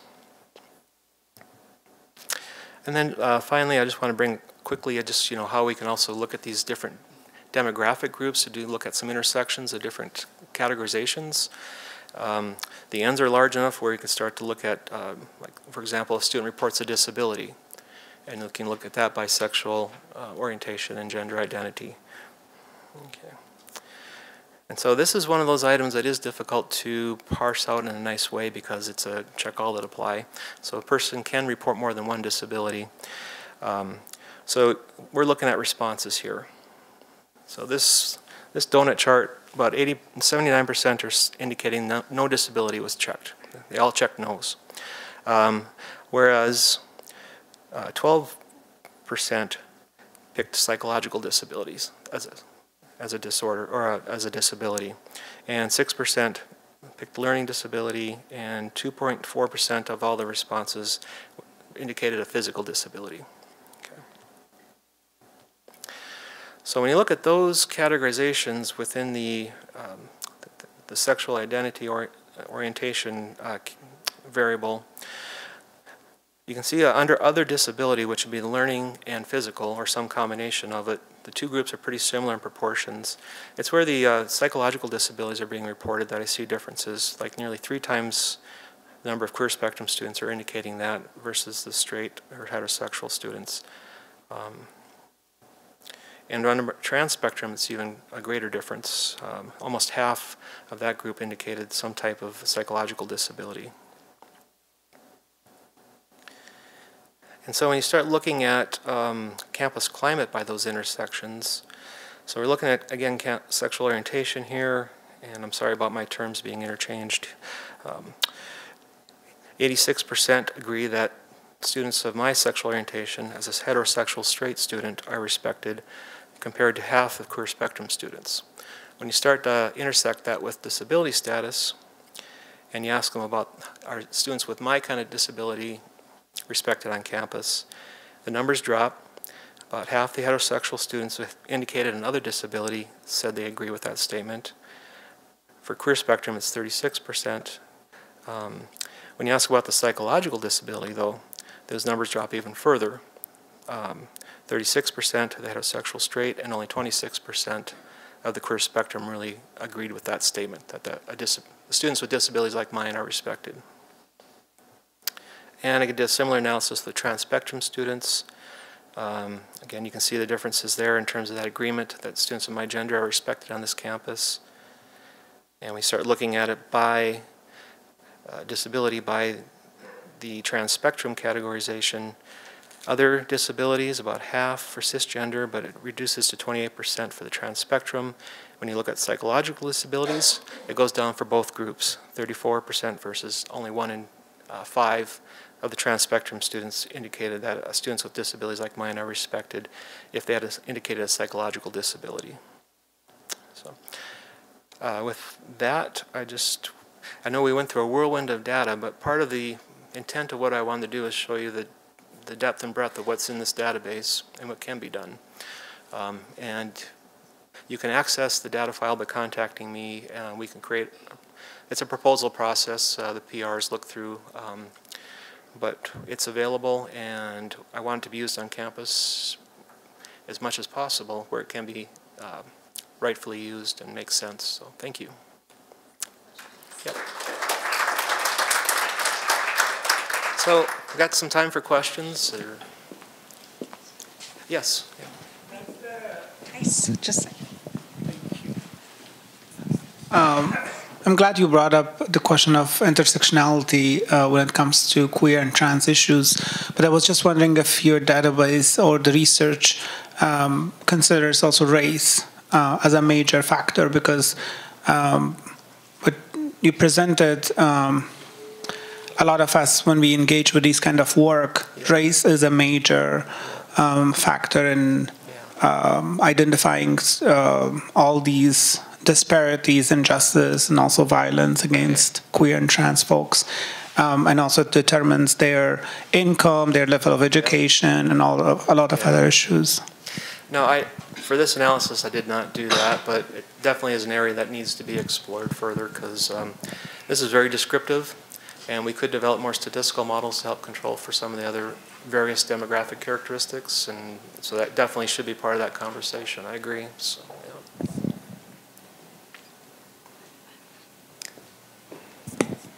Ron, this data is from across the consortium. Yes. Is there ever a point that the ends get large enough that you can just look at Minnesota compared to peers? Yeah, yeah. We've been fortunate in Minnesota to get good response rates on the SERU. So it's allowed us to do a lot of subgroup analyses that some institutions can't do it, frankly. So yeah. And are there similarities in the finding? Are there similarities in the findings, or are they different? We don't look like an outlier on this. We are kind of in the middle on a lot of these things. We might have a higher percentage of students with learning disabilities, for example, in some of our peer groups, but they're not like huge differences. So yeah.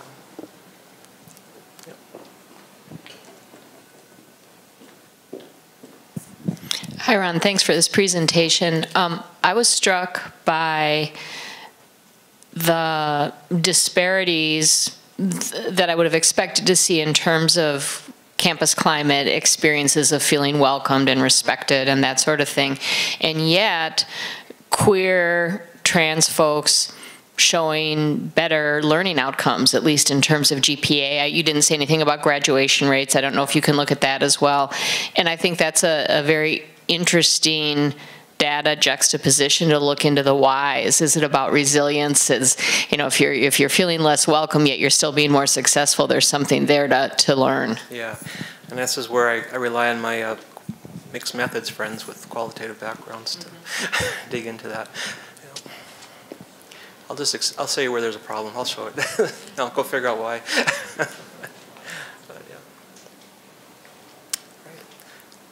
Thank you. Is there another? Yes, Barach. How widely is this data shared on campus, for example? And I'm interested in the same, what is the picture like for the University of Minnesota? Yeah, that's, next for what I want to do is take a look at the 2017 data file and pull up Minnesota and compare it to our peer group within here on a number of these dimensions. As far as I know, this is the first time this data or these results have seen the light of day at Minnesota. So I'm glad that has finally happened, and I'm glad I had the opportunity to make that available. But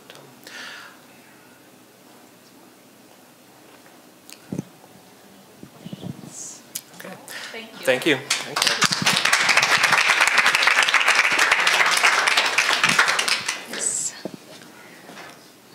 Next, we'll have a presentation, a short presentation about fundamentals of information security, or actually, it's just a announcement of it. Yeah. I guess you can just do that. Thanks. Hi, I'm Ray Phillips from University Information Security. Thanks for the opportunity to talk to you. Old school, I do not have a presentation. At the check-in desk, there was a handout, and I'll talk to that a little bit, but you're welcome to pick it up later and read it afterwards. The information I'd like to share is more general than on the handout. So I think that the information I heard today included some very stirring calls to action, and I think that what I have to share may seem a little less dramatic than that, which is often a reason that security professionals feel a little left out or invited to the party a little late in the game. So hopefully some of what I have to say may be relevant for your work and the discussions today, and prevent some of that after the fact considerations. So really what I want to do is just walk through an introduction at a very, very high level to information security or information privacy or data privacy, however you term it, at the university that may be relevant to the kinds of data you're working with. So Katie made reference to, on one slide, to responses to incidents that are reported and preventative measures that can help to alleviate the number of those incidents. We in information security have a similar kind of mindset of preventative controls, responsive actions after something undesirable occurs. So I should back up and say, University Information Security, who are we? UIS used to be known a few years ago as OITSec, Office of Information Technology Security. We've gone through a few permutations of our title, but we've landed on University Information Security. Some of the things we do are consultative, preventive. We offer consultative services to units, to administrative units, to services, to individuals at the university around securing private data. And that could be vendor or software acquisition purposes. So we would prefer to be called in or contacted if you're considering a new survey tool in the cloud or working with a new vendor, and we would like to offer our perspective early in that process rather than downstream, as sometimes happens, learn that a contract has been signed or it's about to be signed imminently, and there may be some security concern that may not have been considered. We also provide guidance on governance and statutory compliance requirements. So we actually draft the University Information Security Policy, the University Acceptable Use of IT Resources Policy, the Data Classification Policy. There's a chunk of things in the policy library that make wonderful reading that we wrote. That's a collaborative process. If you haven't seen policy making at the university, it's fascinating. It's consultative. It takes a long time to arrive at a policy. It's based on a lot of interaction and experience with faculty, with staff, with researchers on, yes, but that doesn't really work in the university environment. It may be best practice, it may even be common sense, but we can't say it that way. So we can help point people to security-related policies that do apply, and we can help interpret what the specifics of the policies are. just one more piece about policies. In the last couple of years, we have reshaped the University Information Security policy so that it is now a true policy level statement. It's only a couple of paragraphs long. There are child documents attached to that policy. So there are, we call them standards. The policy library calls them appendices. They refer to things like access control, to data center security, to passwords. So basically the high-level statement says, please do things in a secure way, or thou shalt do things in a secure way. The standards below them interpret how to do that based on a 3-tier security level: high, medium, low.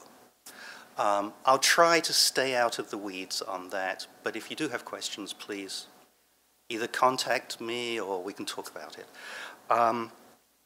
The other thing we consult on are business practices or processes.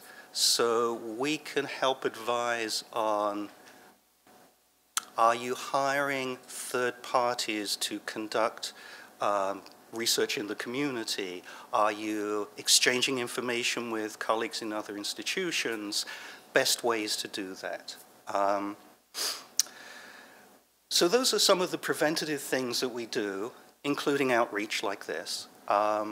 We also own, if you will, the university's security awareness training, which, if you've been here for a while, you probably knew as public jobs, private data. If you're a more recent person, you may have seen a little more animated 21st century version that comes from the SANS organization. But we provide that, we determine the content on it, and we work with units to make it available to staff and to faculty. So that was the preventive side of things. The reactive responsive side of things, which I don't want to go into too much, but when there's an incident, a computer is lost, an email was sent to the wrong person, we are involved, other people on the team than myself are involved in investigating, was data lost? Do we have to notify people that their personal information, perhaps even their protected health information, was potentially breached? We do not do those notifications. The unit whose computer was lost or who managed that data is responsible for the notification, but we help consult through that process and provide guidance and work with OGC and the other stakeholders at the university. I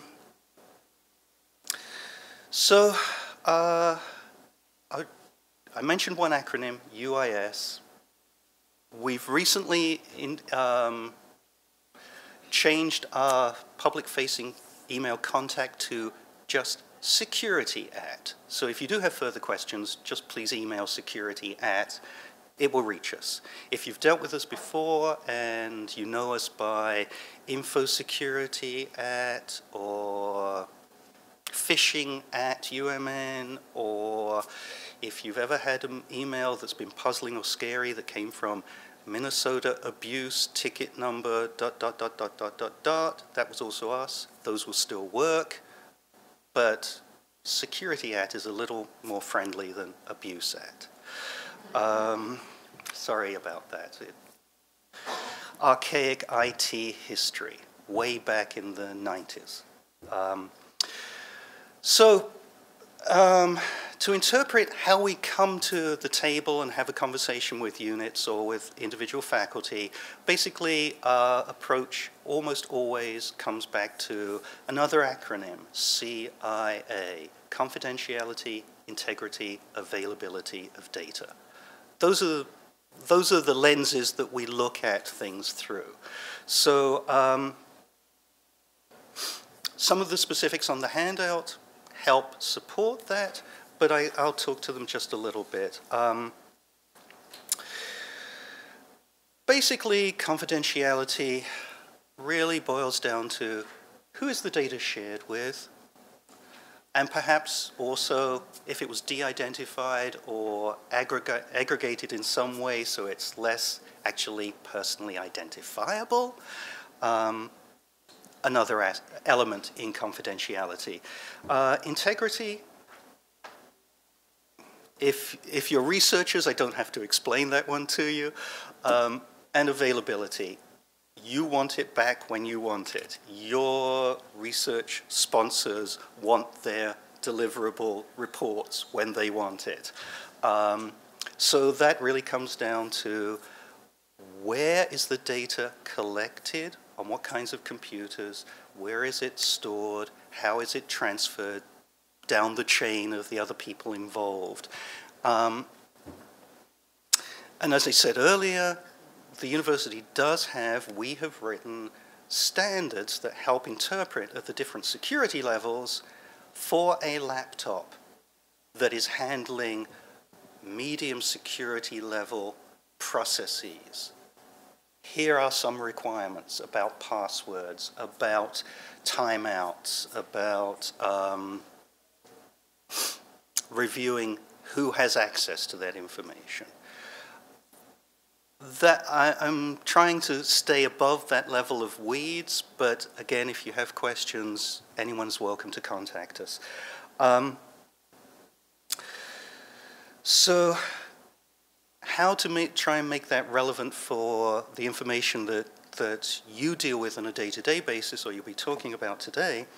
You probably are already aware of some of the existing IT resources and services. I'm thinking of departmental shared drives, hosting of servers, the box solution for secure storage and secure transfer of private information. That's provided by AHC, Academic Health Center. It's part of the HIPAA Center of Excellence program. It's the recommended place for storing and sharing private, highly restricted data, which may be some of the information that you deal with. I mean, I heard references to mental health, possibly other health issues. Now we're starting to veer into potentially HIPAA-mandated protected health information. Box is the university choice for where to put, store, transfer that kind of information. And two-factor authentication is now available to anyone at the university. You've probably heard the communications about please adopt Duo, please opt in to Duo. Your cell phone will get a message. You reply to the message. You're enabled to have access into my portal, or most, I'll say most, but probably not all systems that you use. Again, highly recommended. So those are the a quick run through of the portfolio of services that are available to meet most needs. Obviously, especially for researchers, there are unique needs that may not fit those services. And there's a continual catch-up or conversation going on between IT, locally within a department or in a college or OIT of, we have growing demand over here for X and Y. Can we make that a centrally supported service? For anyone who's operating on the edge over here as a independent, self-managed,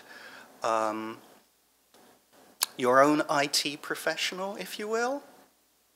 So the classic one is the server under the desk that has been there for quite some time because it was funded 10 years ago, but maybe hasn't been replaced. That's well and good. No one's suggesting that be taken away from you, but again, those standards that are the child documents from the information security policy say at the security level of your particular data, here are some university requirements. And the university policy says that university data and private data should be on systems that are provided by or approved by the university. Now, for those individuals doing their own thing, what that really means is the individual managing that device ought to check over here against the standards and find out, am I doing everything that the university requires? If I'm not, can I? If I can't, I need to file an exception, again, with University Information Security so that we have some visibility, so we get to know there's a growing population of people who are doing something that we say, at the moment, they shouldn't be doing. Do we need a service to meet that need? Do we need to change the language in the standard? Or do we need to work one-on-one with those individuals to get them into a more secure behavior? So again, back to a lot of consultation.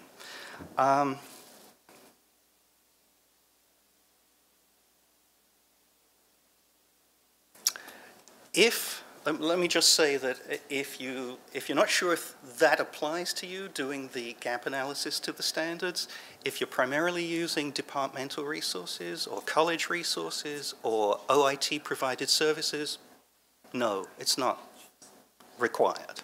It's being done on your behalf, part of the service. One benefit, potentially, if you're over here doing your own thing, is that by doing the gap analysis, hopefully that will contribute to a data management plan or a data use agreement that may be required by your sponsor, by the organization providing data to you. And we're seeing a trend towards something of a convergence. We write university policies based on national and international best practices and standards.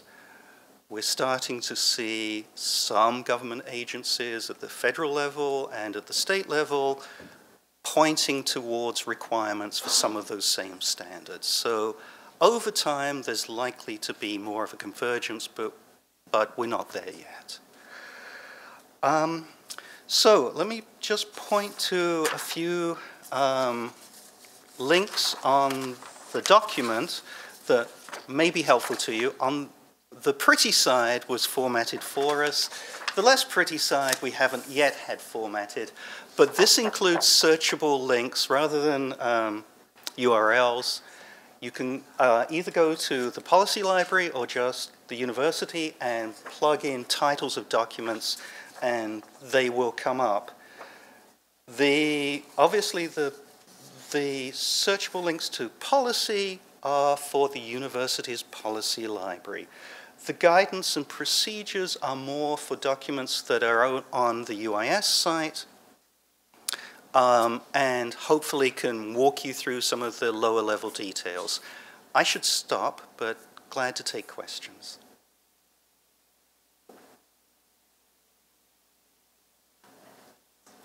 Or please send them to security@umn.edu. Thank you. Thanks very much.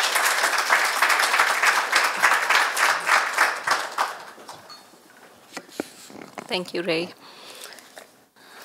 So we're now at session 4, when we'll be going into the breakout sessions. So you can see on your schedule there are 3 choices. How to find diversity data with John Kellogg and Daniel Jones-White, and this is in room 303. And how to analyze diversity data, this is from the Lattice group, Alicia Thomas and Suosi. Room 324. And room 325 is how to share diversity data, Lisa Johnston and Valerie Collins from the University of Minnesota Libraries. Again, they will start off with presentations in those sessions, but really it's also meant to be a lot of questions and consultation. So please engage with your questions for them. And I wanted to be sure to say thank you to our online viewers. I think it sounded like there was almost 30 people online, so thank you for joining us. And we apologize we are not able to live stream the concurrent sessions, but if you're on campus, please come on over to Kaufman. Thank you so much. And we'll gather back here at about